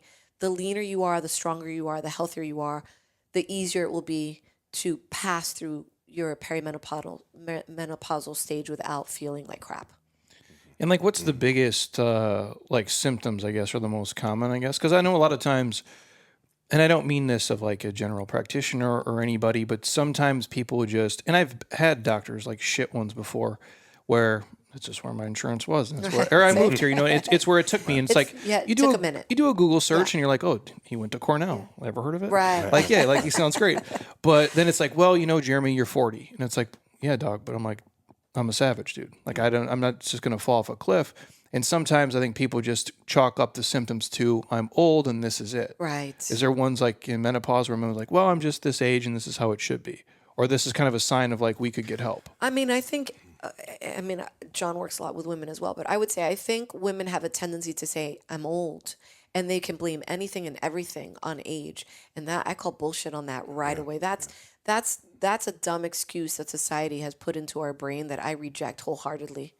I don't think we should feel unwell until we die one day, either eating or making love. Feel good until then. Yeah. But yeah, vaginal dryness she was mentioning, and by the way, with vaginal dryness, that is, and getting a UTI, that is a life-threatening problem for women. So we often, UTI, it's take an antibiotic, and it's true, and generally speaking, they're pretty benign, but it can become literally septic. Yeah. Or this cervical cancer, Yes, so it becomes an issue if women are starting to go perimenopause, menopause, and they have vaginal dryness as part of their sort of scope of symptoms. It's seriously important to make sure they correct that because it's literally could be life or death about it. I hate to make it sound that way, but it's true. So yes, vaginal dryness and hot flashes and night sweats and sleeping difficulties and anxiety and depression and mood swings and irritability. It's affecting and libido. Just and if you have vaginal dryness, you don't want to have sex. If you don't have any energy, you're fatigued, you don't want to have sex. Yeah, I would say the top three that I see are going to be their body starts to change, like where they're fat. Their cheeks aren't fat anymore. Their breasts aren't perky anymore, but now they have belly fat that they never had before. That's a big one, especially with women that are fit. They're going to be like, this doesn't make sense. Yeah. I think fatigue, and that's mental, emotional, physical fatigue, because mental fatigue is a really big symptom. Like the women are like, what the hell am I doing? Or I entered a room, I can't remember why. That's big. And then I would say that the third one is the loss of libido. And loss of libido doesn't just mean sex. Like it's not just, I don't feel like having sex, I'm not initiating it. It could be orgasming is more difficult, sex is not as pleasurable, or it takes longer for me to get into it. It could also just be apathy. Like, I don't really feel like going out. I don't really feel like doing anything. All of that is loss of libido. Yeah, they don't want to intercourse with life, we say. Right. Those are the top three I would say that my patients complain about. For sure. And then dudes, similar, right? Like sense of well-being, muscle mass loss, like the normal shit. Yeah, the lack of recovery, a lack of motivation. Motivation's a real big one for guys to get, motivation to get it done, whatever it is for that guy. It's why buildings are built. Exactly. It's what we did. Correct. We built shit. It's a drive, right? And guys will say, I don't have that same energy at the end of the day. I just, I'm wiped out at the end of the day. And that can be some pretty important signs. But moods, We tend to think of, the grumpy old man as having too much testosterone. No, it's because he doesn't have enough. Right. So it's balancing out mood stability. And testosterone's helping with dopamine. This is both for men and women. It's a dopamine driver, and dopamine is the happy hormone. Dopamine makes you irrationally optimistic. Everything's great. Cortisol's makes you irrationally pessimistic. Everything sucks. I can't get past this. So where, back to exercise and muscle mass and all that is going to be influenced by testosterone. I've heard of myokines. These are these little, literally muscles of endocrine tissue, and they call them hope molecules. I mean, literally, when you're contracting your muscles, you're literally secreting these myokines that are helping also with hope. And that all just plays back to the testosterone. If you have a lack of testosterone, you're going to lack a muscle response. All of that just plays into it. And so I'll keep on this, but I'll change the gears too, because a lot of people do ask about like the peptide stuff too, and that's a huge, it's a fucking ocean. Yes. And there's a million of them out there. I probably know. There's a million. Yeah, like legitimately. Like I maybe know 15, and then which ones you can get versus can't get, or like which similar ones. Research and all that. And we've done that too here for certain people, like whether it be recovery therapy stuff, or even like on the testosterone point, like if your sleep sucks and your testosterone's low, typically it fixes your shit sleep too. But some of the peptides too have been, like whether it's like some like a Samorlin and things like that. Like there's so many. Like I guess which ones do you guys, the most popular ones that you see for people, and like maybe the use cases? Like obviously I mentioned like whether it's pentadecarginate, BPC 157, the TB 500 for like recovery type stuff, which I can't attribute it just to that. It was part of me never having a surgery and just still being bulletproof, being an old guy. But the other ones I've seen, whether it's CJC or you name it, like which ones do you tend to typically, I guess, prescribe or see or use for people? Yeah, we were on that bandwagon early, so it's about 10 years now of prescribing. And early on, before everyone really knew what were the ones that worked, we just started seeing it based on prescribing it. Trial and error. Yeah, trial and error. Some seemed like they worked better than others. And so the usual suspects, let's say for growth hormone stimulation, yes, it's sermorelin. That's your tried, true, and tested one. But I think even better is the combination of CJC and ipamorelin. And you can still get that, right? You can, and now you can. I say that for people listening. Like, yes, you can. The FDA fucks with stuff. Oh my God, that's why. Yes. Thank you for saying that and for educating people on that, because I mean that's a big part of our job, not ours, but our team is helping us say like, well, can we get it? And if not, what's a close substitute? It's a game. It's a daily game. It is, yes. And the infrastructure we have to put in with our staff in order to hunt. Yeah. And then now they have it, now they don't. Now down over here, so it's a constant process. But yes, you can get CJC and ipamorelin. Again, there was a stretch of time where we couldn't get it through a pharmacy. Then from there, that's even more potent is tesamorelin, which is FDA approved as a Grifta. And then beyond that, if we're talking about growth hormone, then there could be actual omnitrope, and we prescribe omnitrope for patients all the time. We don't see side effect profiles with our omnitrope prescriptions because we've got a really conservative dosing schedule for that. So it allows a patient to be on it largely side effect free. They're just getting the benefits from it, and they can stay on it long term. But that's those peptides. The other peptides. And the benefits of those for people listening who have no clue. You're just talking like kind of like I don't want to say the aesthetic benefits, but sleep, recovery, and visceral fat. That's growth hormone is about recovery. It's the recovery hormone. It's the quintessential anti-aging hormone. Yeah, because I want to say it's recovery, but it's also prevention. I mean, it's that thing that keeps the body vibrant for longer. Helps with sleep. It's the really sleep is huge because that's the hack, right? I've went through that, and the sleep is like you're like a rock. Yeah. Like, which I will say, and again, it's crazy to me that like, and again, obviously, like it's the world we live in. You can't get that, but someone will give you Ambien, which will take you on a fucking mushroom trip to God knows where you're not sleeping. Get addicted to it. You have sex with your neighbor. You drove your car. You didn't know. Like, you know what I'm saying? You were sleeping. Yeah. Like that's so. And you don't wake refreshed. Yeah. So what the hell is the point? Well, I think they have studies too on that, like where the sleep is actually garbage, most of it. But it's weird to me. But I do say, I have noticed the sleep with those is ideal.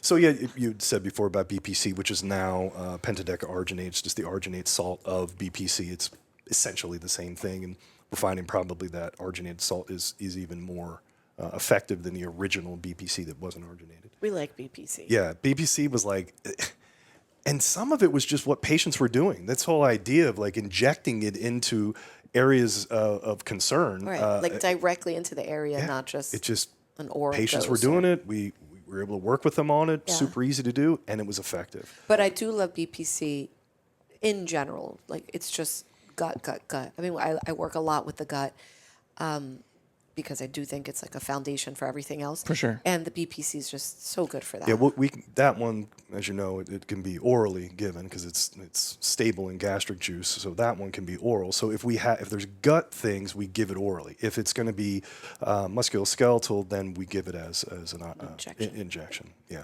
Yeah, I've only ever done the injections. But if you want to talk about the gut piece of it for people listening, obviously it's a huge part of it because it's connected to your brain, obviously. Mm-hmm. Yeah, It's I mean, like it's your second brain. Yeah. Or your first in some cases. And like, what is the benefit of? Yeah, true. Like, what is the benefit for someone who they're like, yeah, I'm having like whether it's like GI type issues or something, and I'm trying these things. You would prescribe it because it does what? Or what have you seen it do? Or like, what does it alleviate? The way we prescribe it's a little different in context. You're saying about the BPC Yeah. specifically? For the gut. Well, when we're using it as part of a repair program usually, and then from there maintenance. I mean, I don't know. This is not studied. I'm making this number up for the sake of drama, but this is how I feel. I feel like 99% of Americans have some mess up with their GI. Agree. I would say that's. I don't know. I mean, Some level. It's a high number. when you go to like, I always say like, if you people who are like who are fit and don't think they're fit, I'm like, go to Safeway, walk around. Yeah. No judgment. I go, but if the whole room was going to die, like you're still going to be alive. Yeah. Like you are one of like 100. And I think the same thing where, in terms of just like, there's probably 10 people in the store who have a healthy gut. Okay. That's probably, but I'll say 90. You know for what I the mean? sake of Well, if you think about it, like because we talk about this a lot in here, like how people take a shit.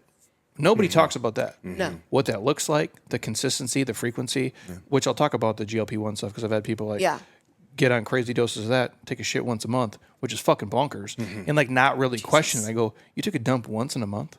I know we talk about poop a lot on here, Sean, so I'm not trying to figure out. I go, but it's true though. People always say, this is too much information. I was like, no, this is exactly the kind of information we talk about. Like, yeah. I mean, tangent. I used to ask people when I first started, I would ask people, are you constipated? And they would say no. And then I quickly discovered people don't know what constipation means. If you're not having a healthy bowel movement, easy to pass, somewhat easy to pass, every damn day you're constipated. That's wrong. That's toxic. That's bad. We ask them here. I'm like, how often do you shit? Yeah. They're like, once every 3 days. I'm No. like, how much fiber do you eat? No idea. No. So And it's not enough. No, Right. it's and they're dehydrated. Anyway, so full circle back to the BPC. I mean, we're using it as part of a repair program. I do find that at some point, when a person is looking for optimization, they're not just doing symptom resolution. They're not just doing sex HRT. They're actually looking for optimization. At some point, you've got to get back to the gut. You've got to find your way there because even the healthiest of people are not optimized because they're underutilizing their nutrition or they're not taking out their toxins well enough. So when we're using BPC oral, I'm really using it for just general healing of the whole digestive system. Yeah, we've got it's called gut repair. We've been using some form of this even since we learned it in school, and we've modified it slightly, but it's basically what we learned in school.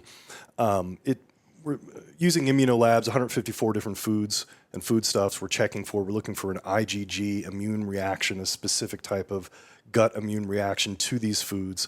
We find out what those foods are. Out of 154, the average patient will have 20, 25 of them. They stay away from those foods for 90 days. They take certain key supplements that include a gut repair powder that has glutamine and aloe vera and some other things in it. And digestive enzymes and high potent probiotics. That's been the foundation, and then we've added in on top of that oral BPC.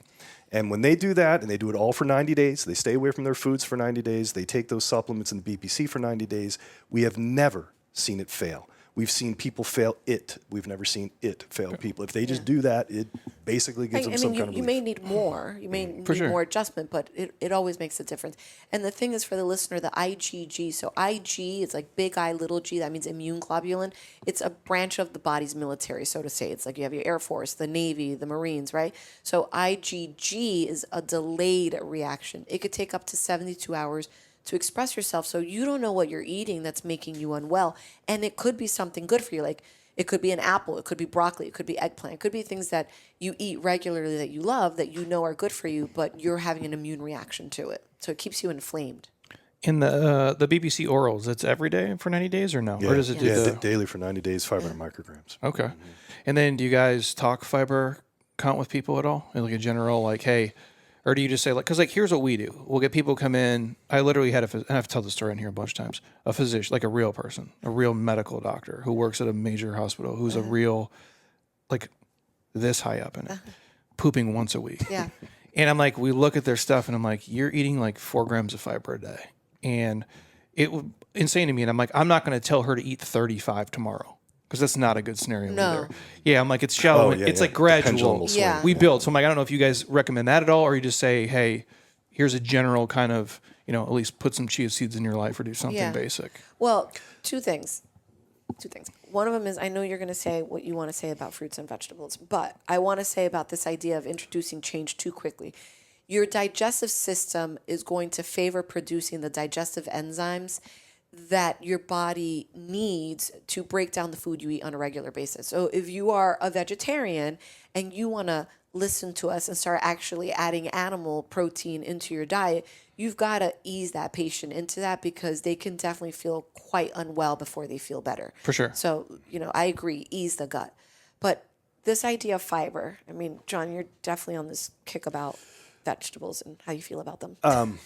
So if we're just talking about fiber in general, where I think it should generally come from is fruit. And yeah, I'm eat vegetables if you love them. I don't. Yeah. Like, I'll smoke down some athletic greens, but I don't want to eat. No one, like, first of all, nobody likes kale. No. Like, you're fucking and lying. they shouldn't. Kale. It makes me so mad. You might like Doritos or pizza or French fries that or you could believe. Or beer. Right. Sure. Yeah. You don't like No. you wake up and you like kale. You're a fucking serial killer. No, you're like not. I'm scared of you. Now, like again, for me, like I'm not against vegetables. I just don't love them. So like it's easier for me to like just chuck down blackberries, blueberries, raspberries all day. Yeah. Like, and that's fine to me. Or I'll drink like a Koya. Like I like things that are like that taste good. And again, the amount of volume you'd have to eat of asparagus for the fiber, I mean, like, my God, dude, it would be insane. Yeah. But anyways, I'll let you spit your take. Yeah, do we actually need the fiber as part of the argument?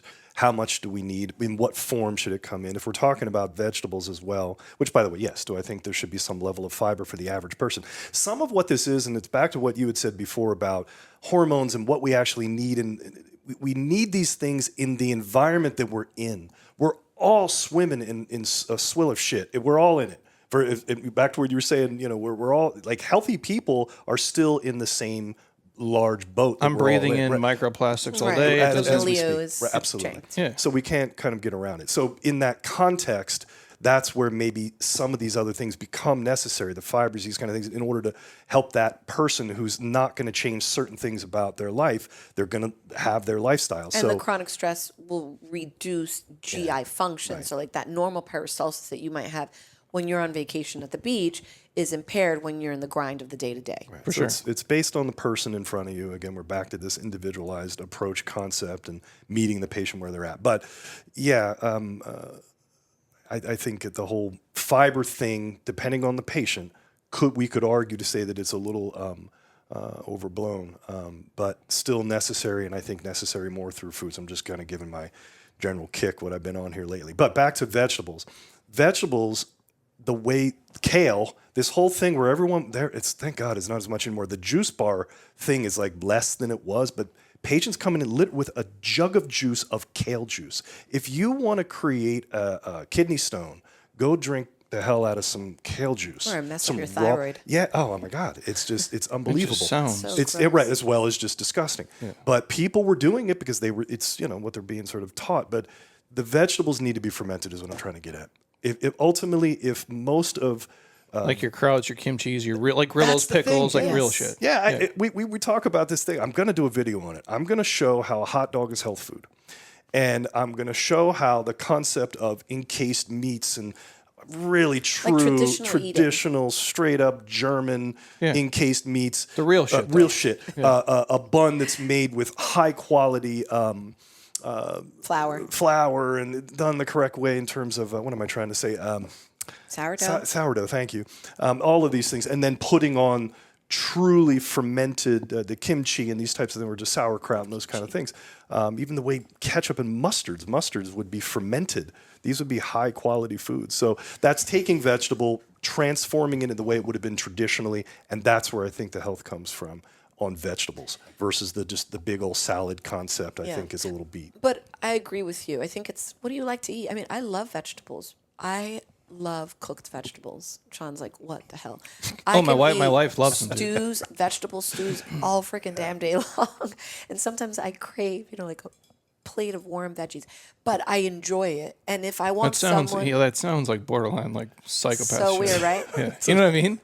But it's so good. Yeah, like I'll eat like a pound of elk meat with like cauliflower rice mixed in because it's like it's not just a bowl of meat, right? But if you were just like, hey, just eat this cauliflower rice, like why am I here? Why am I doing that doesn't sound like it tastes good to me. It's got to be about the eating part. Yeah, I get it. You've got to enjoy what you're eating. For sure. Or, again, it will not become your way of life. No. But you guys are fruit people, obviously? Much more than it's going to be with vegetables, Yeah. But yes, I'm not opposed to it yet. Fiber is important. We made a bunch of roasted vegetables. I made this really cool soup. I put a little bit in my soup.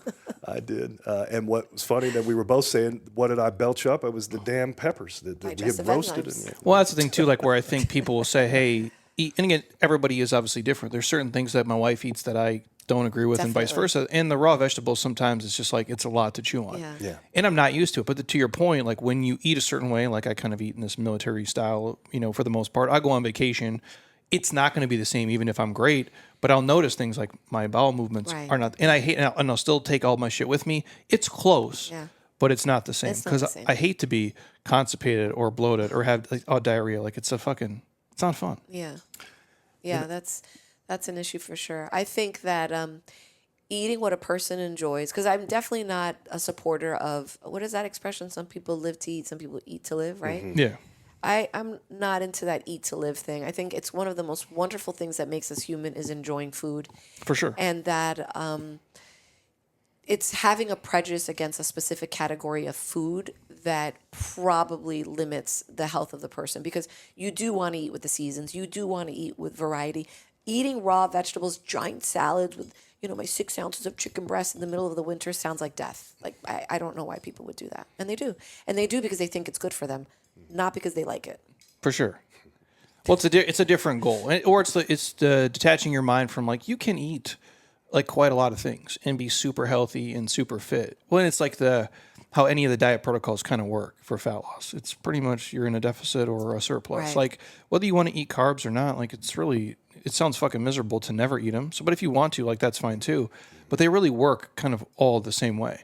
And you can get there either way. But if it feels like it's work, we always say here, like, if it's not sustainable, it's not attainable. Right. So, like, for a small window, sure. I literally had this talk this morning, like, when the highs are high for people, right? Like, so you can be Michael Jordan for a year, but then you got to go back to being like you. Mm-hmm. That would suck, dude. You know what I'm saying? Like, I can jump and run this way. So, like, for a year, I looked a certain way. I hated every minute of it. I'm like, well, are you going to make that? When you're 46, 47, 48, 49, 50, you have to find something that's like somewhat sustainable with like what your goals are. That's right. Yeah, that's great. If it's not sustainable, it's not attainable. 1,000% agree. Lifestyle, and I think diet is one of the primary places that we get there, starting with the idea that eating, what diet do you eat is not supposed to be a 4-letter word. Like, again, diet means food you eat regularly. I saw a meme the other day that said something about, we have been successfully convinced that eating healthy is not eating normal, it's eating on a diet. And I was like, damn, that's so freaking true. Yeah. Eating healthy should be just the way we eat it. That's normal eating. And part of it is really enjoying food. We had a class in medical school, and at least one of the class, one of the assignments. Specific assignments was eat the cookie. It was just this, and he did this whole lecture on this concept of eating the cookie, this whole lecture on this concept of take a break from your supplements, take a break from some of those things, and that based on your mindset of what it is that you're thinking about health can influence, of course, what you're eating. So, the pendulum can swing both ways, and it's always about a balance. Yeah, and we will sometimes guide someone through a period of rigidity. Like if I have a patient that says, I want to lose 5 pounds, this is my goal. Okay, great. Then we need to change something to get you there. If you keep doing the same thing, you're probably not going to lose those 5 pounds of fat. So, what do we need to do right now to change your output and your input so that you can achieve those goals? And then once you reach those goals, we have to decide, is the effort to maintain this worth it? Is the effort to maintain this sustainable for your life? And sometimes the answer is yes, but sometimes it's no. So it depends on what the goal is. Yeah, like fasting. I mean, there's moments for that, and it's pretty profound. If someone, we were talking about all these different chemicals and plastics and things like that are affecting our health, the best way to get rid of all of that is to get ripped. I mean, that is like probably one of the best ways to just dump, because all of those chemicals are being stored in your fat. So if you go through a process of really, really minimizing fat in a strict, rigid way for a stretch of time, it is a powerful detox. Yeah. That's what I'm saying, man. Just be shredded, bro. Right. Just be shredded. Be Rambo. It's always, the answer is always just be ripped, dude, at the end of the day. So if we talk with those two, and I agree with all this too, like it's just lifestyle for me. Like, and people will say, like, we do podcasts in here, like, hey, how do I eat? I'll share it with you, but as a dude in his 40s with a kid who's married and runs a business, this is not for you. Yeah. You'll hate your fucking life. You would hate how I eat. It's not I go, but it works for me. Mm-hmm. And I found this weird, like, and I think a lot of that is psychology based too. Like, so what guardrails I put in place? Because I was always now I'm older, so it's different. Like, in college, I drink 25 beers, pee my pants, headbutt the wall. Like, that's just, I do everything with max effort. And the food would be the same. So I'd eat perfect until, like, well, I'm going to eat a pizza. Well, fuck it, I'll eat 2 pizzas. Right. And then now my body can't really, it's the benefit, your body can't handle it. No. And I've also, like, learned to not do that. But I also have guardrails in place of, like, I only eat in these windows. This works for me, so there's no decision fatigue. So I can't fuck anything up because I'm like, you're just doing nothing. And people are like, well, isn't fasting hard for you? I go, well, it's not, because I do nothing. Mm-hmm. So I don't think about it. I just go through my day. And that doesn't work for everyone, but I've made this weird system in my head that's allowed me to be here. But I think the principles of what you're saying work for everyone. For sure. It's just the detail of what that means. For example, our oldest, she's 11. She has recognized herself that when she eats more gluten, she doesn't feel well. And she is like a high self-driven performer and an athlete. So what does she have for breakfast in the morning? Raw eggs. That's what she has. She has to be at the barn at 5:30 to ride horses. She's like she like Rocky style? Yeah, she's so cool. Like, she puts them in a glass and drinks them? She doesn't even put them in a glass. Oh. She cracks them over the garbage and puts them in her mouth. Uh-huh. For real? Yeah.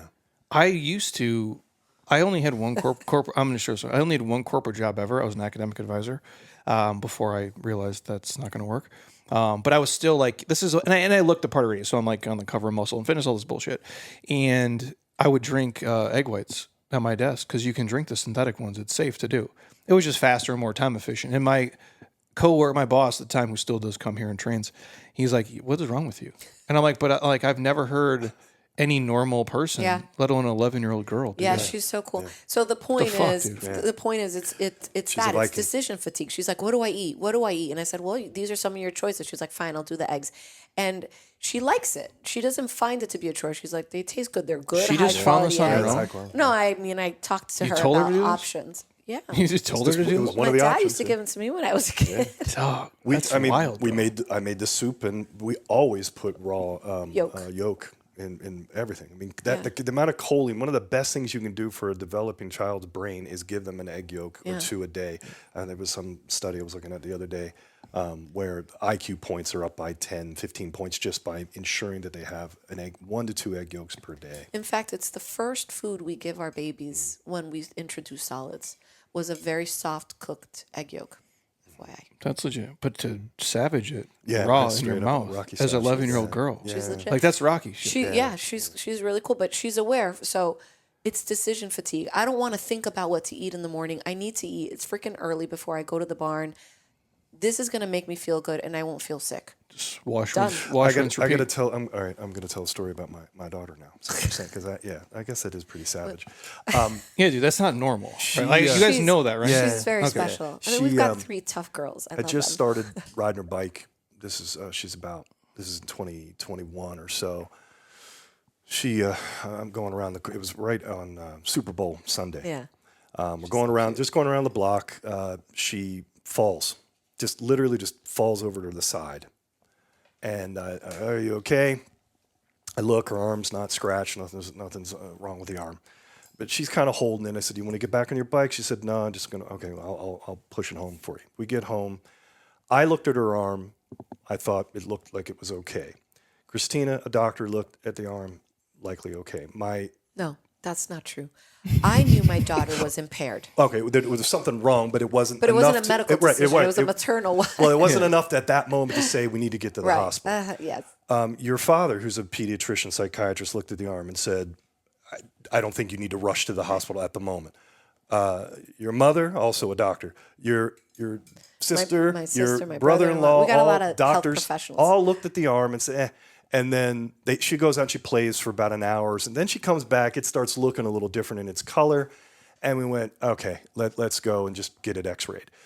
Go in, the ER, they look at it and they go, well, it's probably not broken, Well, but and let's they had her check. do all these like physical tests. Yeah. Can you do this? Can you do that? Oh, it's probably fine, but let's No, because she's image. doing all of these things. And the doctor said, no, kids usually, if it's broken, they're going to be screaming. Yeah. They can't do these things without, or they're just screaming coming in here. So I don't think it's broken, but let's just make sure we check. Anyway, they x-rayed and it was broken totally clean broken. through, Really, almost really to the broken. point of needing surgery. She, thank God, didn't need it. But yeah, she just tough. freaking tough. I don't know. That's kids. wild, bro. She's just wired that way. I Yeah. don't know. Yeah. So like on the food, with them, I guess I'll ask that too, since you brought it up. Like, how do you like eat with your kids at your house? Like a normal, obviously, like the normal American diet is, statistically speaking, it's dog shit. Like I grew up drinking fucking Capri Suns, eating Pop-Tarts, Yeah. and I had to like unlearn all that shit. that. Now again, this is the '80s, so my parents, do the best you can with what you know, which is not a lot. Right. You guys have the knowledge base. So how does that work at your house? Like, is there any shit at your house that they can eat, or like when they go somewhere else, is that something they do or get into, or like how much do you try to military style do it? Because again, I imagine my kid's 5 months old. It's going to be rough for him in certain ways, and I don't mean that negatively, but he's grown up in Scottsdale, so he's going to be soft as hell. You know what I'm saying? I go, so we can suffer here and eat like a Navy SEAL for a little bit. Right. You know what I mean? I don't mean it like Agree. that, but like, is there anything you do other than just like lead by example? Well, there's a lot of leading by example. I mean, a lot of leading by example. But also, kids, the mentality that children need to eat off the kids' menu is like an American bullshit story. Like not chicken fingers. and- Correct. Yeah. Yeah. And Sounds great, by the way, but and maybe that's a thing. Or if it's an like adult that. one, but I mean, the main thing is to say, why do they have to eat separately from Right, the they way an don't. adult is and eating? and I didn't grow up in an American diet. I mean, I'm an immigrant to this country. I wasn't born in this country. I grew up with like a very healthy Mediterranean, Real food. yummy, delicious. Like my kids eat you didn't have gushers. everything. No. And if we give that to the girls, they say Yeah, they don't it's like it. toxic. They're like, oh, it's Yeah, toxic. because you don't. And then I had to unlearn the shit habits. So they don't have Right. to unlearn it. But what else? I mean, I think a lot of it is just a lot of meat, and they're very used to that concept. We raw milk. We've been doing raw milk for years and years with that, and I think that's probably one of the best things to give a kid is raw milk. look, I don't think you Raw need to cheeses. be. I don't think you need to be militant with your children. I think you just need to keep the home as the safe zone. So Yeah. Well, because I don't. If I have it, it's like when the little terrorists, Girl Scouts, come to your front door and buy these cookies. I'm like, just take the $20. that's what I do too. I don't. It's my donation. Because even if I don't really like them, Right. but if they're there, Yeah, they're gonna catch me one day, and I'm Yeah. like, why do I got to crush a sleeve of these? I'm like, they're not that Correct. good. Now I just fucked They're up my not day. that good, and you don't feel good. Yeah. And the thing is, I really like sweets, and John and I really like ice cream. But so we don't. Is buy, there a certain ice cream you really go to? So right now, the Strauss, Strauss or Strauss? Strauss. Strauss. It's clean. It's clean. It literally. I think it has 4 ingredients. Was on it. like Sprouts, Whole Foods. Yeah. Yeah, they somehow. sell it everywhere. Natural. Yeah. Yes, it's straight up. It's if we don't get raw milk, Strauss is probably it's got a big thick layer of the cream that rises to the good. top. It's real. It's straight up as real as it can be. Yes, it's a mild pasteurization they do. But anyway, it's just got cream, the milk, a little bit Cocoa, of sugar. It's and pretty that's clean. it. Yeah, whatever it's really really basic. So And I we'll like to bake. attempt. I mean, yes. so I rather cook sweets at home So you know what's in it. so that we know what's in it. Yeah. But when they're out and about, I yeah, mean, we're not militant about it. Yeah. like hot fries, Andy caps. Do you know what that is? Is that like a Oh. Jersey thing? No. When I was a kid, I remember. Yeah, it's the guy on the cover, like putting one in his mouth. Right, Yeah. the little brick guy. yeah. Damn. Yeah. But we saw they don't sell them anywhere, and then we saw them somewhere, and I was like, oh my god, John, I have to buy this. I don't know if they changed it, which changed is it. possible. They're just, Or if it's just my memory romanticized No, they it, do, but because I sucked. watched, there's a dude, I don't know if it's YouTube or it's probably Instagram, somebody sent it to me.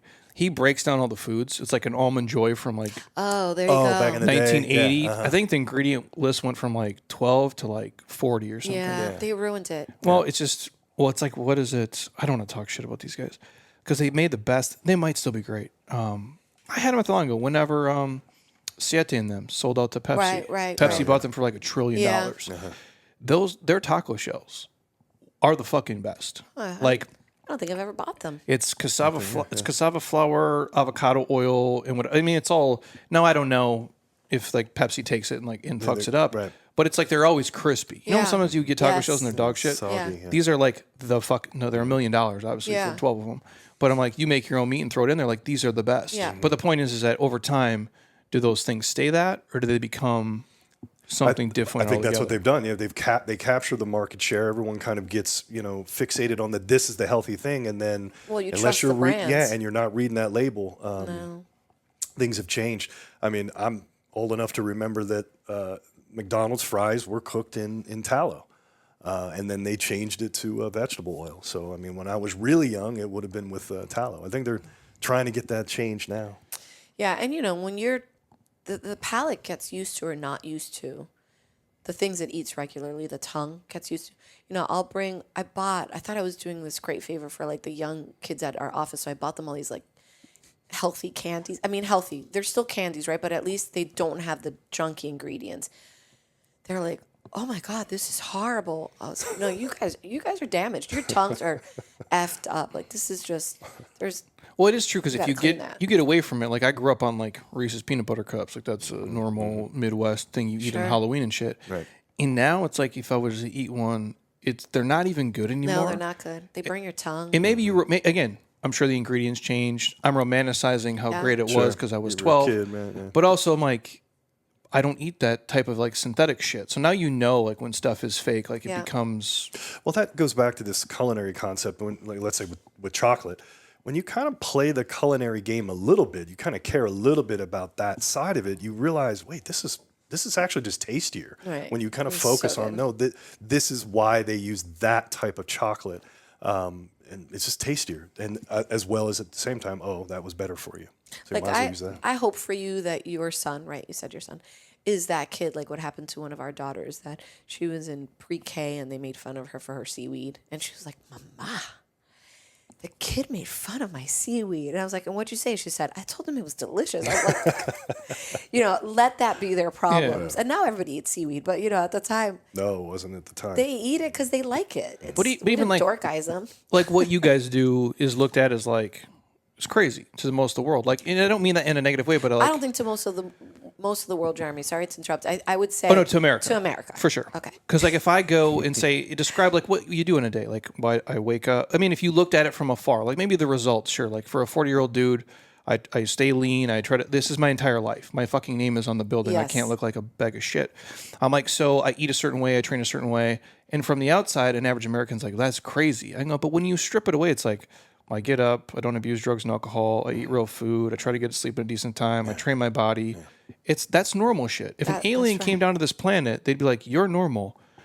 What you guys are doing is fucking bonkers." That's but right. we have in America made it like Flipped it around. that's normal. You guys are the outliers, which is so.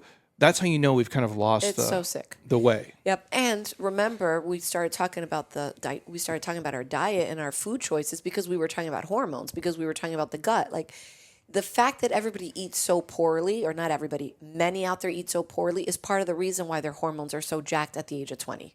For sure. It's changing. This is changing, and I want to put a positive spin here on the midst of this. Christina and I are involved with something called the Vital Choice Project, and Garrett Pagel, if he's listening, has started this young kid, and he's essentially created a grassroots organization that's going to be able to put chapters at various colleges throughout the United States to then help influence medical schools to include nutrition in their curriculum. So it's all about it's kind of like a Turning Point USA concept, Yeah. but specific to helping to influence pre-med and medical students to be able to then influence, nutrition and these types of alternative things. So it's really kind of turning around where people are talking about it more, to where we can flip the narrative back to where it is, to where the aliens actually know who's really in charge Doing it right. and doing it right. Well, and I would say that I think many would agree that part of the problem in our country right now is that we live in these extremes. There is these polar ends of thought processes, and whether it's political, let's say, or for the purposes of our discussion, we're talking about health. For sure. How can we have such a wealthy country with people that spend a lot of time, energy, and money? Like, whatever your resources are, you spend them on wellness. There's this population, and then you have to swing all the way to the other side to find the other set of the population that are uber unwell. And what we really need to do is bring everyone back to that middle. We're still going to have the people that are the extreme athletes, and we're still going to have the people that are unwell. But the bulk of Americans should be sitting in that midpoint where they, for the most part, are physically fit, for the most part, eat well, for the most part, cook at home, and for the most part, force industry to change the garbage that they're selling us because we refuse to buy it. No, you're right. I mean, it's when I think in Scottsdale, you probably see a bigger, because again, this is not like I'm from Minnesota, and not that all of Minnesota is the same. I go, but outside of like the Scottsdale of Minnesota, it's not the same. Like the lifestyle here is different. Like the amount of like money some people here pay to be part of what we do, I would tell it to my dad, and he would fucking drop dead. Yeah, He'd yeah. be like, "Are they insane?" Yeah. Right. I go, but they really value that.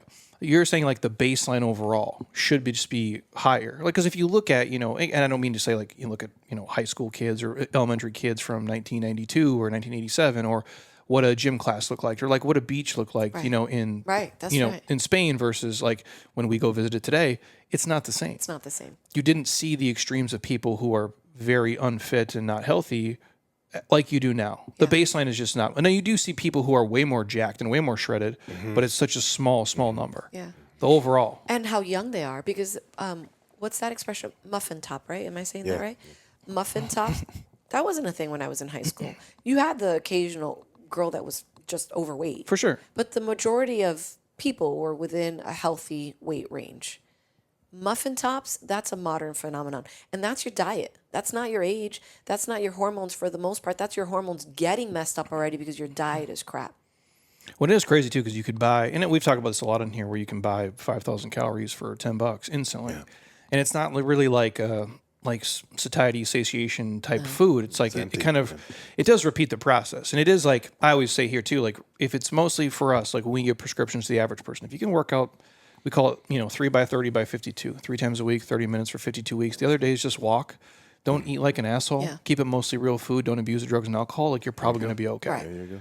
It's just, in theory, it's super simple. It's the application It is in theory. of them doing it. But, baby steps. I can't tell you how many times the first thing I put on a person's treatment sheet is to cut the venti down to whatever the next size Right. is. A grande. Or however cutting, that works. cut alcohol in half. That's Yeah, like what do you do with booze? Because it's like, obviously, I literally said this though, like about a week ago. I'm not anti-booze. Like obviously, if you're in a 12-step program, it's not for you. I go, there is no health benefit to it. Like physically, there's not. Like we have the data. Although I had a lady here the other day, super fit, in her 50s, shredded. She feels great, and her goals are only like she's a 1%er and she's trying to move in that 1%. So she's a psychopath, which I can relate with. Yeah. I go, in terms of that, the wine has no benefit to your life. I go, but for you, if it's the only thing you do, if it's your social lubricant, if it's your escapism, I would argue you're healthier doing that than not doing it, because the juice isn't worth the squeeze for you to take it out. Now you fucking hate your life every day and it leads to something else. And so that's kind of like my take with booze. Like if you can't control it, obviously, and if you're a person here who lies, because let's be honest, how many drinks do you have a week? I have 4. I'm like, well, it's the first thing they teach in medical school. Is it 4 pours like right? Like at Right, Capitol right, Grill, right, or right. 4 at your house? Right. Actual. Like, so what do you guys tell people? Just like, hey, don't do as much, or Yes. Well, first of all, we have that, see where they're at, and then have that conversation. To what you just said, it's true. The data is very clear. There is no, if we're just breaking it down to physical things, there is no good amount of alcohol. But we've had this discussion. We both drink very, very minimally, but we drink. And back to what you just said with that patient, I think that was really, really key. That if they I think it just has a lot to do with how it is within the entire context of everything, that it might actually benefit their health, because there's just so many, there's too many things. Again, we're back to this idea of biology has so many different aspects to it that we can't just get reductionistic down to things that are affecting health only. We got to look at the mental, emotional, even spiritual things that associate with wine or alcohol or the cookie or whatever. And food and all of it. Because I'm like, if I can't, and again, this is not like, can I go to a Twins game with my best friend and not have beers? For sure. Still a good time? Sure. It's just more fun with beers, dude. Well, I can't say it isn't. I'd be fucking lying here if I said it wasn't. I think one of the things that makes it easier to help people prioritize their goals is to focus on adding in the good before you're taking away the bad. I definitely am like, okay, well, you're drinking, again, it's the Venti's that's the big one, right? Yeah, the 20 Okay. Venti, yeah. They're drinking a You're Venti. talking like the sugary bullshit. like coffee. 10 pump bullshit. Yeah. Every freaking day. Holy shit. It's an That blows investment. my mind. It's an investment, too. And it's expensive, right? So, okay, let's not worry about that so much because you have an emotional attachment to that. What I want to do is I want to get that person to a place where the emotional attachment to the coffee isn't really about the coffee. It's identify what is it about drinking this coffee that's making you feel good? Because then you're not addicted to the coffee. Then you can replace that with anything. And if you still choose to now have your, let's say now it becomes an espresso with a little bit of maple syrup and a splash of raw milk, fantastic, brilliant, beautiful. So the ceremony of drinking the coffee isn't the problem. It's the choice of coffee, the quantity and the quality. Yeah. So, easing them through that process and teasing out what's the chemical addiction versus the emotional joy, then you can keep the joy without the chemical addiction. Yeah, I even took my mild coffee habit, to that extreme, saying, okay, I'm going to drink coffee. What's the best possible coffee that I can drink? And so for me, it's been Life Boost. You can check it out. It's shade grown, low acid, because acid has a whole lot to do with some of the negative effects of coffee. Mold free. I get the super black, as it's called, Midnight, and I have, and it's French press, 1 cup black. That's just, and that is and you add cocoa to it. Oh yeah, Cocoa true cacao, because that'll negate some of the jittery effects of caffeine, as well as all the other fantastic antioxidant benefits of cacao, and that's my ritual, every morning. But yeah, and then be present in the process of drinking it. Like you want to have your beer at the game, which I completely agree. For sure. Like I told my wife, like if I'm pounding beers on a Tuesday at home with our kid on the couch, something's wrong in my life. Yeah. Call somebody. Yeah. I've lost it. And you know what? A lot of times as a person is getting healthier, they start to realize, for example, I really like beer. I've always liked beer. Hey, I was going to ask you, like, what is your guys' go-to? Like, what do you drink? Whiskey. I drink everything. Like, what kind of whiskey? Macallan. 12. 18, the real shit. Yeah. Blanton's. Yeah. I like it all. Like what beer? Scotch. Macassin, Guinness. I love a dark beer. Oh, you love that shit. During the, it just You'd depends like on the chew weather. your beer. Like I like Smithwicks and shit. In the winter with me, I mean, I think that's like a dream. But my point about that is, I know that it doesn't make me feel good. So now I'm that much more discerning with the beer that I'll drink. That much more discerning with the quantity.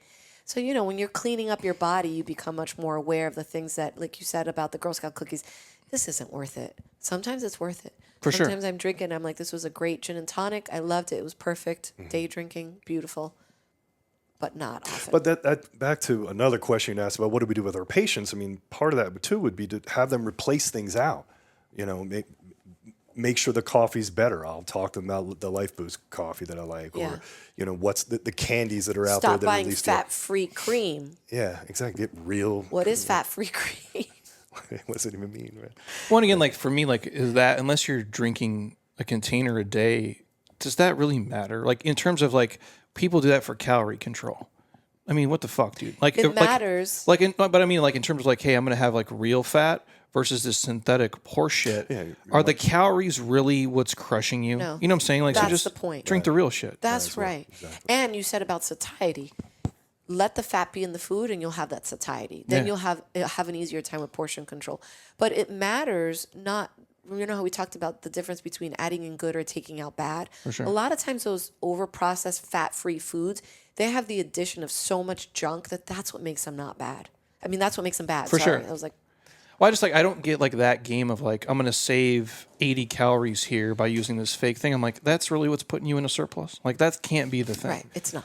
I would just err on the side of doing as much real shit as you can. Yes. For the most part. And then again, it tastes better. I know. I'll ask this too. I don't want to keep you guys here all day. The GLP-1s, obviously, just because. Everybody, they're there. They're in.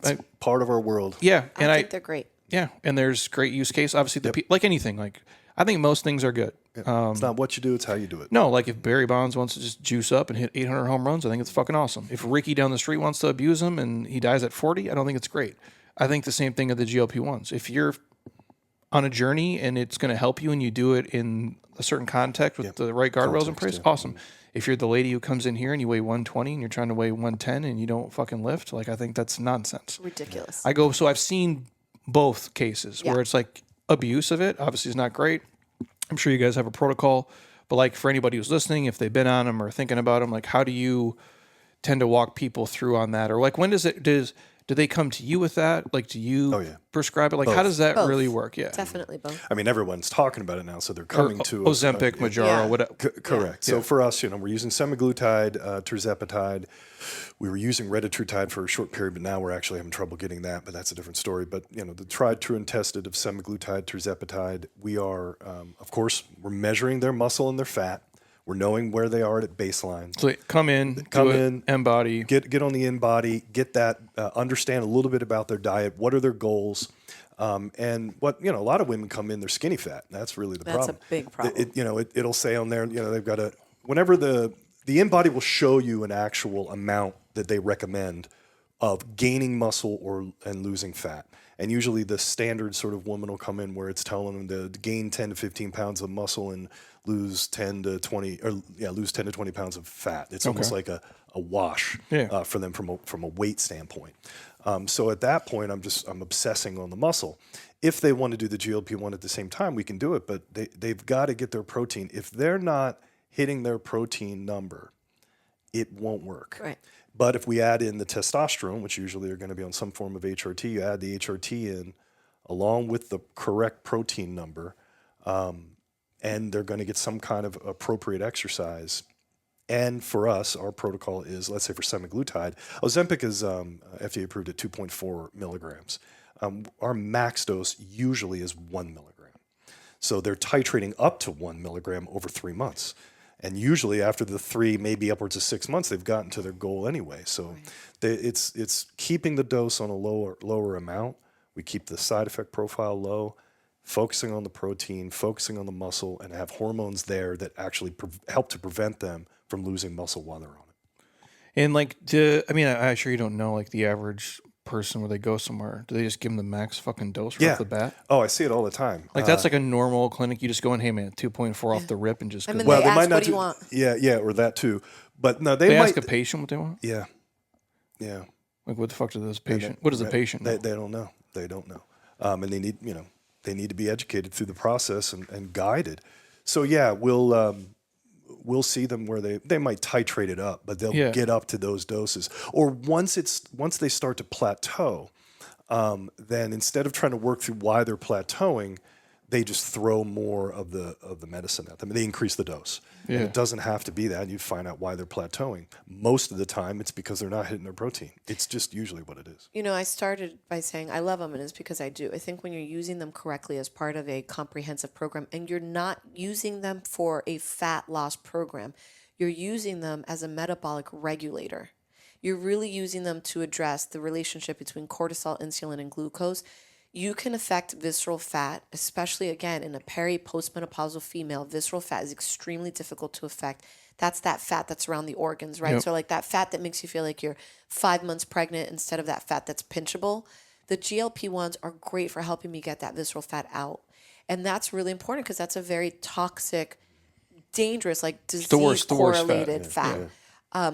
So for our patients, I'm very mindful of if they're getting skinnier instead of leaner, I start having very serious conversations with them, and I'm like, I won't prescribe this. If we're not gonna do this as a team, I won't prescribe this.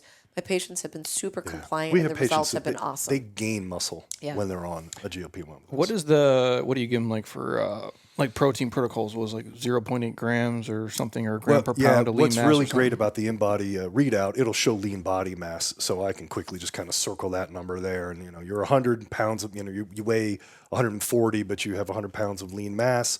So I'll say generically 1 gram per pound of lean mass just to maintain. But I say if you want to gain, you want to get in a positive nitrogen balance, 10 to 20% above that number. And so that's where we'll normally hit It's it. usually what we reach. Now, like everything else we've talked about on the show thus far, that's a process. Step one right, for me so is we're done. awareness. If the person doesn't even know what they're eating during the day, then step one is I always say, okay, first let's just figure out how much you're eating. Track it. Like let's start tracking it. You don't have to count every freaking almond, but give me a few days worth of general diet so that I know where you're at. Yeah. And then from there, the goal is what John's prescribing. And then tell them like, hey, try to lift weights. Definitely. Right. But then what happens with I mean, that? we're big on weight resistance. For sure. Lift heavy shit off the ground. But like, what if they don't? I mean, do you ever get people who don't train at all? Yes. Like they come in off the street and the like time. they're fucked. Yes. I mean, I don't mean it like that. No, but it's yes. like It's tough. It's you've harder. never lifted, Yeah. and now it's like we're gonna have you do RDL. And Yeah. Right. Yeah. Like Yes. your I'm hand trying to- can't right. sit down for a week. You know Yeah. what I mean? Right. Like It's difficult. We got to ease them into it. I mean, some people, it's literally like what we're writing under the exercise thing is to walk daily. It can be to Oh, that. Yeah. no shit. We deal with patients of all types. But what happens for a lot of, and I'd say not most. Yeah, I'd say the majority are working out. They have some kind of regimen. But what happens, particularly with women, and I'll say this to them, I say, okay, so you wake up in the morning, you're fasted, you have 99 cups of coffee, then you go into the trainer, at the Lifetime or whatever, and they kick your ass for an hour and a half, 2 hours. Then you come home, and then you do this, that, and the other thing. You feed the chickens, you do all these things, and then eventually, hours later, you eat. Right. And they go, yeah, that's what I do. And so what they're doing, as you know, they're taking 2 steps forward and 3 steps back. Yeah. And their trainer isn't talking to them about Correct. diet And they're Yeah. just, or you know, fiber, they're, all they're that just going stuff. through the motions. And they're in the fasted state, but they do that because they've been taught to think, when I'm fasted, I'm burning fat more. Yeah, you might probably burn some more fat, but you just chewed up a hell of a lot of muscle during that process. which you So don't have to lose. they Which don't they have don't to have do to that in lose. most cases. So that's a common conversation that I have to get to reprogram that, especially now everybody's doing intermittent fasting. So their fasting window is their workout is within the fasted window instead of within the feeding window. Yeah. So and doesn't then make they go, sense. oh, I didn't know, and so it's a lot of times those basic things. And I also hit on their vanity. I'm like, those women at the gym, that semaglutide face, they look old. Mm-hmm. Like It does. you look bad. Weathered. Yeah. No, You look like you've been a truck driver for 30 years. Yeah, they look bad. They look really Well, bad. it's because the fat in your face Done. disappears. Yeah. Yeah. And that's the other thing is like you're going to lose it in your face, you're going to lose it in your boobs, and you're going to lose it in your butt well before your stomach shrinks. So that's a problem. It's Last ugly. place. Right. And so, is that like something in perpetuity people have to do? I mean, do they ever come off of it? Like, I don't know, how does that, because obviously, like with the hormones and stuff, like if you're a dude on testosterone, it's pretty much, you're gonna that's your stay on journey. it. That's your journey. Yeah. I think that's the thing, is like some dudes don't know that either. They just like, it's not coming back, dude. Nope. You're 60, Yeah. the show is You're not over. going to fix it by taking the testosterone. You're on it. Yeah. But I do encourage people to cycle on and off of things. Or it can't be because I'm convincing you to do it. It's got to be because you know it's making you feel better. So you want to take a break. Take a break. They always come back. Yeah.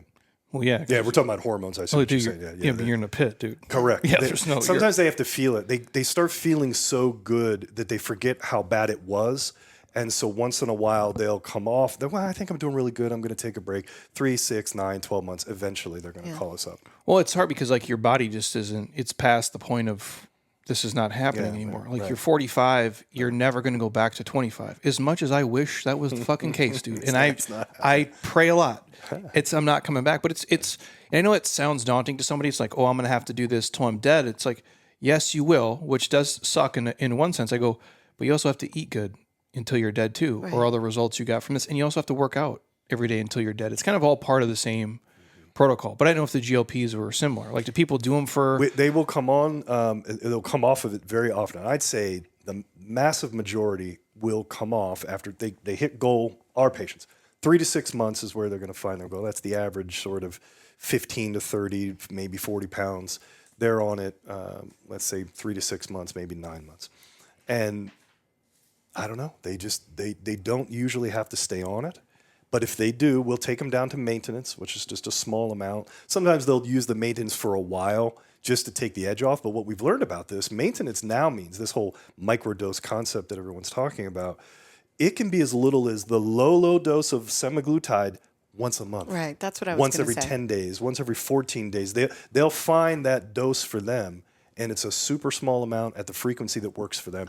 Takes the edge off for appetite or whatever. And what is they normally start, what is it, weekly? Or Weekly, 0.25 milligrams for semaglutide, then half a milligram the next month, and then up to 1 milligram. Yeah. I mean, I think for listeners, the important points are be mindful of your eating. Like if your appetite is so suppressed that you're not eating and you're losing muscle, you're not going to achieve the gains that you want, because the minute you stop the medication, you'll go back to being overweight. The second thing is more is not more. This is not one of those medications where just keep pushing the dose, you're going to get the result. We don't find that to be true. No. And then the third thing I would say that perhaps is a little bit different than John is that I do think the majority of my patients stay on a maintenance dose, which is a very low dose, 1 injection every 3 to, 6 weeks. And that really helps, because I do think that postmenopausal females have a harder time keeping that visceral fat and cortisol balanced without a little bit of help. And tirzepatide is similar? Yeah. Better. It's about double the effectiveness with half the side effects. So if, let's say that's what we do with plateaus. So if they start with semaglutide, and most people can start there. It's like a stronger version. It's a stronger version. Oh, shit. Yeah, it's actually, there's GLP-1, everyone says that. GLP-1 is only one aspect. Mounjaro or tirzepatide is GLP-1 and GIP.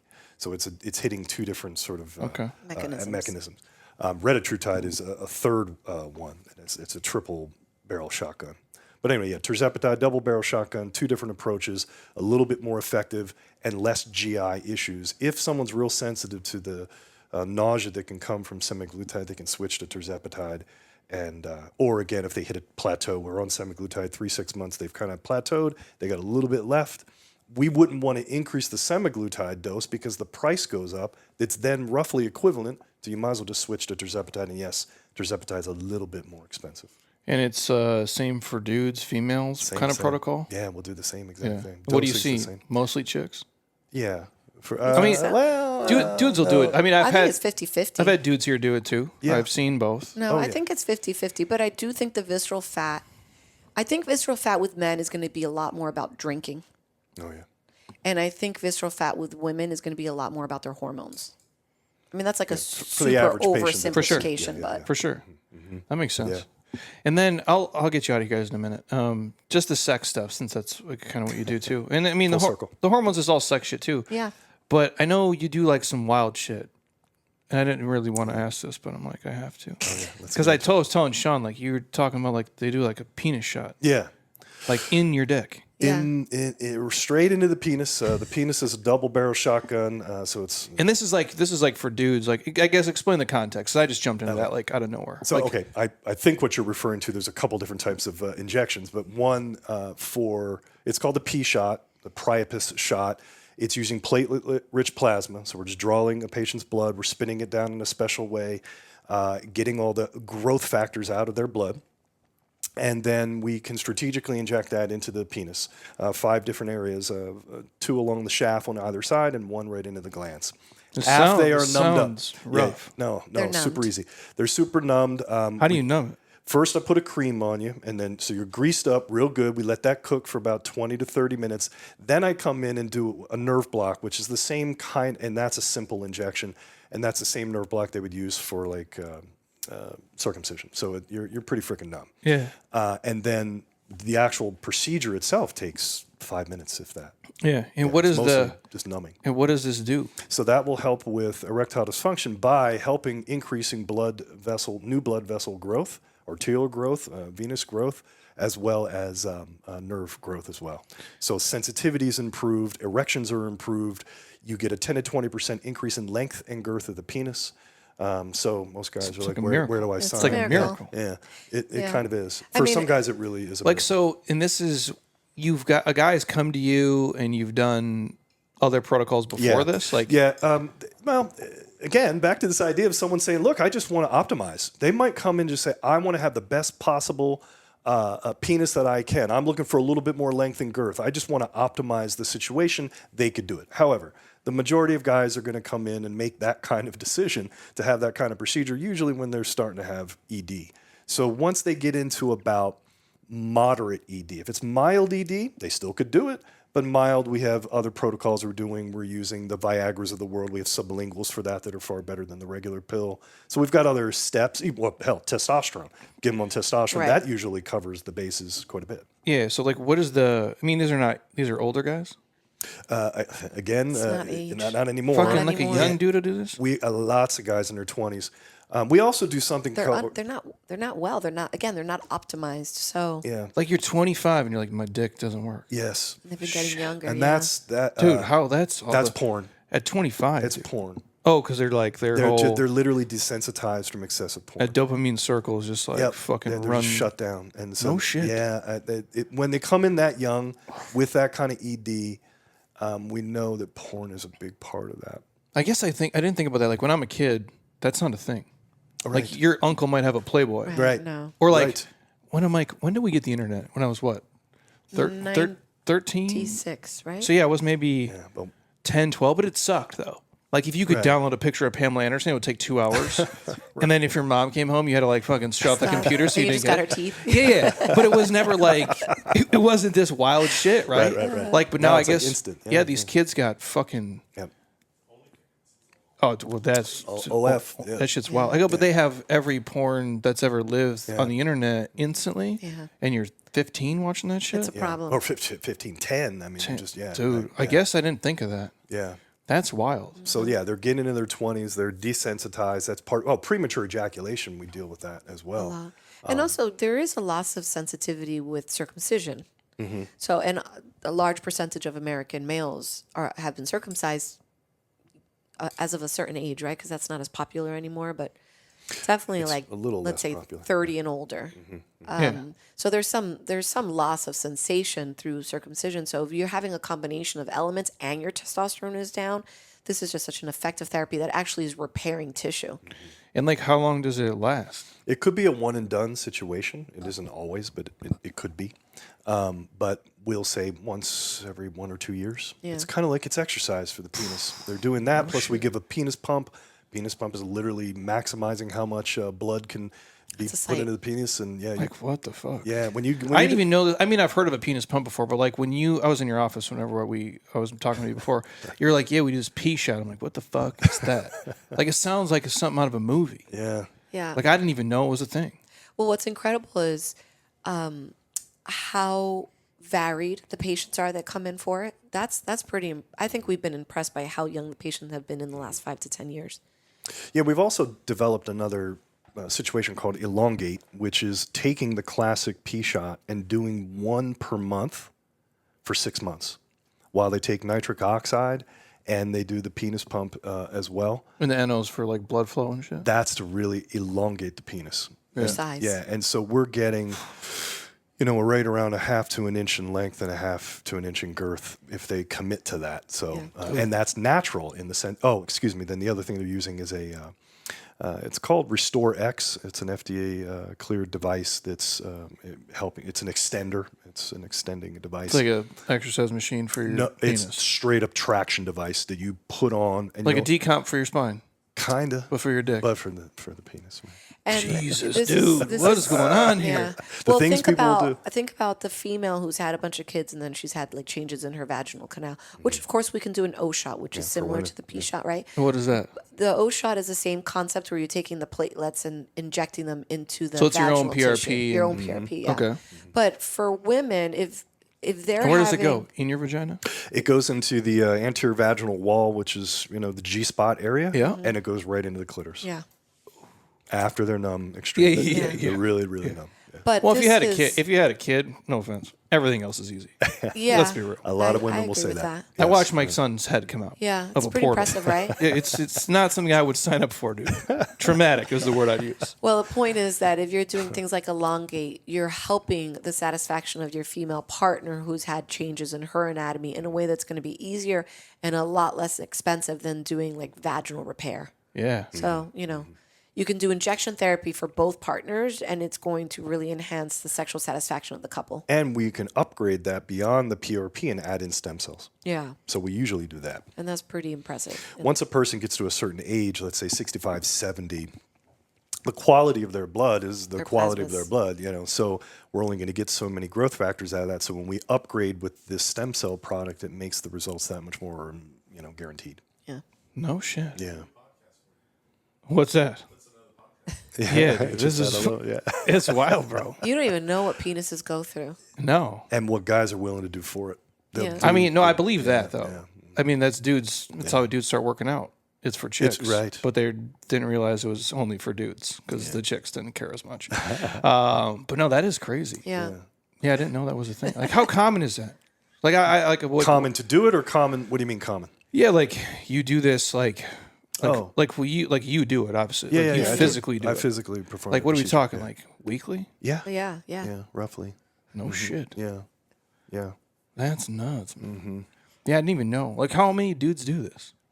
Like, you think? Like, there's a couple. Like, you got a couple of doctor buddies that do the same thing. Oh, you mean that do it? Like physicians. Yeah, yeah. The P shot, people can look that up. Dr. Charles Reynolds is the one who invented it. It's the same guy who came up with the concept of the vampire facelift. You've heard I've of that? seen- The blood thing, and that, Kim Kardashian had first talked about that some years ago. So he started off with that, did the P shot, and then his girlfriend said, well, can we do this for women? Can we do this for me? And he went, I don't know, I guess so. And he did it on her. When he was the first collected one. data. Yeah. It's really 10, impressive 15 for years women ago. for Yeah. incontinence. Those females that you have, and they're like, damn it, pee myself when we're jumping rope or whatever. Yeah. Well, I Works think really that's well. it's crazy too. Like and we've had like Carrie Yeager on. She's a doctor, a pelvic floor PT. Oh, like how yeah, women yeah. just have a kid and they're like, hey, good luck. Like 6 weeks later, you're fine. It's like there should be some type of like offboarding, like where every woman goes through. Like at least an assessment with a pelvic floor person. that's a Seems great like idea. That makes sense, doesn't Yes, it? it does. It's amazing what a disconnect there is between surgery and births and stuff like that, and then the world of therapy, like occupational therapy, physical therapy, just body work. Those two communities do not talk. Not really. If you get a doctor who says, I think you should have pelvic floor analysis after you give birth, It's rare. that's rare, and that's a good doctor. Yeah, like, and my wife has shared this on here. Maybe when we were here last week, 2 weeks ago. She had obviously a vaginal birth, and it was like whatever the grades of tearing are, substantial. Got stuck in the room. Not a great show to watch. But she's like on there, and I'm like, yeah, we'll hook you up with Carrie. Like, you go through pelvic floor PT, and the people are great. Like, Shay's great. It's whatever. Her doctor's awesome, but the protocols they have in place are so like archaic. It's like, here's this sheet of paper with like these, no offense, these bullshit exercises. I'm like, this is not enough for you to do. Yeah. It's like, now that obviously they refer out and she'll go somewhere, but I'm like, that shouldn't be a delay of like months. That should be like on fucking day one, you send somebody there. Because you're going to have to, like, it's not normal to do squats and piss your pants. Yeah. And it doesn't have to be that way. And it doesn't have to be that way. And I think there's women here O-shot, who man. I don't want to do jumping jacks and they pee their pants. Yep. I'm like, that's not normal. No. So pelvic floor, the O shot, O-shot, putting I those think, is things incredible. together is great. But one of the things that we do with the O shot, so women get a little parting gift. It's a little toy they get to take home. It's a LV pelvic floor trainer. It's a small little sort of egg-shaped device that they place vaginally, and then there's an app, and it helps to create a Kegel. So at the barest Tonify. minimum, You guys are fucking wild over here. Doing some wild shit. Yeah, I know what you're saying. Yeah. That makes sense. right. But they might be to the extreme where something like that. I'm going to probably get her information that you just said. She's the best. Yeah. Even like my like, because I go to Mayo too. Like, I grew up in Rochester, so it's like my same hood. Even they'll like refer to her because I think she just does more. Yeah. It's probably very niche. And I'm not saying like the people at Mayo aren't great. I'm like, but in that world, it's a different. I mean, it's your business. It's a different animal, and especially it's crazy too because we had her on, and she was talking about the amount of dudes she would see, like during the pandemic, especially. Just because like dudes get anxiety, they have like this thing, and so it's like it's fucking with like how they take a piss and the frequency and the volume. And she's like, a lot of times it's like there's so many factors that go into it, and so she kind of treats the body like you as a whole, where they look at it that way. That's great. Yeah. And that's how I learned it from her, because like I would have never known. Like, obviously this is the only kid I'm gonna have, and I'm like, I didn't know. Again, obviously I knew like childbirth is like a traumatic thing, but when you watch it and you're like, this is fucking like the way I'm like, this is not the vagina that I remember. You know what I mean? Like when you're watching it happen, and I share this like we were It's just a miracle. Yeah, we were just here a week ago. I'm watching it happen because obviously there's no curtain. It's just like I'm holding one leg and like you're in the show, and I'm there. And I, for the longest time, I'm like, why is his head so small? Because I can't see everything. Right. And then all of a sudden, I'm like, oh, it's not small. Not. It's just the crown. He's got a monster head. Yeah. I'm like, so no, I learned a lot there. It just hasn't come out yet. Yeah. It's weird. But to Yeah. think like you would just do that and then expect it to be like normal. Like a rubber band. Yeah. It's like, no, dude. And just it is a lot. And so I do think that's an important part. So I didn't know like the O-shot stuff had anything to do with any of that Super stuff. helpful. Yeah. The incontinence component, I think, is great. And of course, it's very helpful.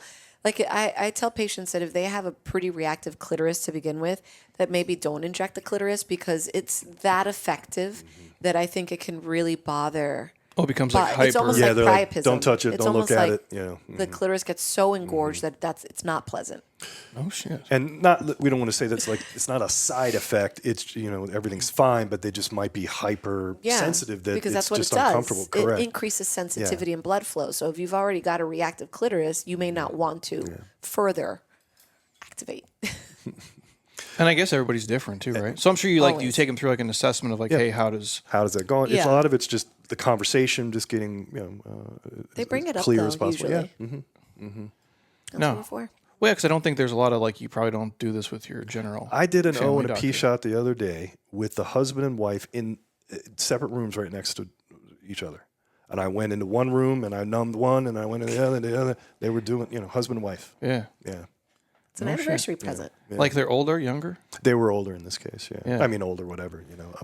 Not like over, not right 20. Early around 60s. early 60s they were. Yeah. Yeah. Interesting. Yeah. Yeah. No, I never knew any of that stuff. Hey, you guys are the best. This is great. Did I miss anything? Goodness. Gosh, well, I think we covered a lot of just Yeah. the way we are as doctors. We talked about hormone replacement therapy. We talked about peptides. I'm glad we talked about peptides. It's a really important thing. And there are many, by the way. Many, that's why many it's like- others. Yeah, there's so many. You could list off 1,000 here, but it's like these guys won't remember. Right. And I'm like, No. and No, it's- we don't remember. I mean, I don't remember. That's why we have it written down. Yeah. Like, no, and we learn as we go. Like I learn from the other physicians that come on and the use protocols and things like that. But no, and that's why it's like, again, if these guys, yeah, I guess, yeah, that's good. This is legit. It's a lot of shit. We're 2 hours and 15 minutes. oh man, so that we're was awesome. easy. it's easy Thanks, for us. Jerry. It was fun. Where do these guys find you guys at? Like all of your stuff? I know because you guys do. It's not just your website. Like obviously you have like your spots here, but you guys do a lot of stuff on socials. Like where do they find that stuff? And So on social, they can find us at the Sex Docs. That is our handle. It's the two of us. I've got Dr. Robinson, NMD, Dr. John Robinson, NMD on Instagram as well. Of course, our private practice is called the Hormone Zone, and we're in Scottsdale, North Scottsdale, and more than welcome to come in and see us there as new patients. We're always taking new patients. And then, the longevity protocols. We've got our podcast. We took a little break over the summer, getting ready to ramp that back up again. The longevity protocol, Spotify, the usual places. nice. I'll put all the links in the show notes. These guys can find it. But no, this is legit stuff, dude. Thank you. This is It's been good. great. Yeah, a lot of the stuff, like obviously, like I've been doing this a long time, but Yeah. the sex stuff is not. That's the new one. Yeah. That's a new one for me here. And that's just a tip. Yeah. No. I mean, like I don't even know the questions like to ask because that's like just not a. I don't. Again, that's even for me. Like in what I do here, like people will come in and complain about like hormones and stuff and the baseline, and a lot of times like they'll even say it but without saying it, and like we've just heard it enough. Because the word hormone becomes synonymous with sex. My hormones, they're almost saying to you sex. Yeah. Or how's your husband? No, his hormones are fine because his libido's fine. And that's part of it, but it's not the whole thing about hormones. But yes, it's sort of a synonymous thing. And why patients want to come and see us, we always say the top two reasons: they want more energy and they want more sex. Yeah. That's just if we had to narrow it down, they want to feel better and engage with life and have more sex to help with their relationships. Yep. That's what people want. I mean, because Sean, what else are we doing if we're not trying to right. like have sex and shit? What is this all about? Exactly.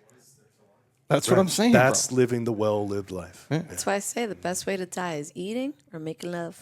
That's it. It's legit. That's straight up. And shredded, though. We're going to Yeah, obviously. It all just goes together. Thank you guys. That's Thank been you. awesome. That was great. You're great. I'll put all the links in the show notes for you guys. You can find them, shoot them a note, stop by, obviously. We got all the stuff here in-house, too. But, yeah, thank you guys. I do appreciate it. If you guys are on Spotify, drop it a 5-star, leave a comment. Same thing on Apple, 5-star, leave a comment. Don't be a lazy ass. We'll rip with you guys probably on Friday. If you want free samples of anything, obviously hit me up. All the links for all the sponsors are in the show notes. I'm too tired to read them today. But give these guys a follow, and if you got questions, just hit them up. So until next time, eat well, train hard, be nice to people, and please, you guys, keep doing shit you love with people you enjoy because your life is too short not to. I'll talk to you soon. Peace.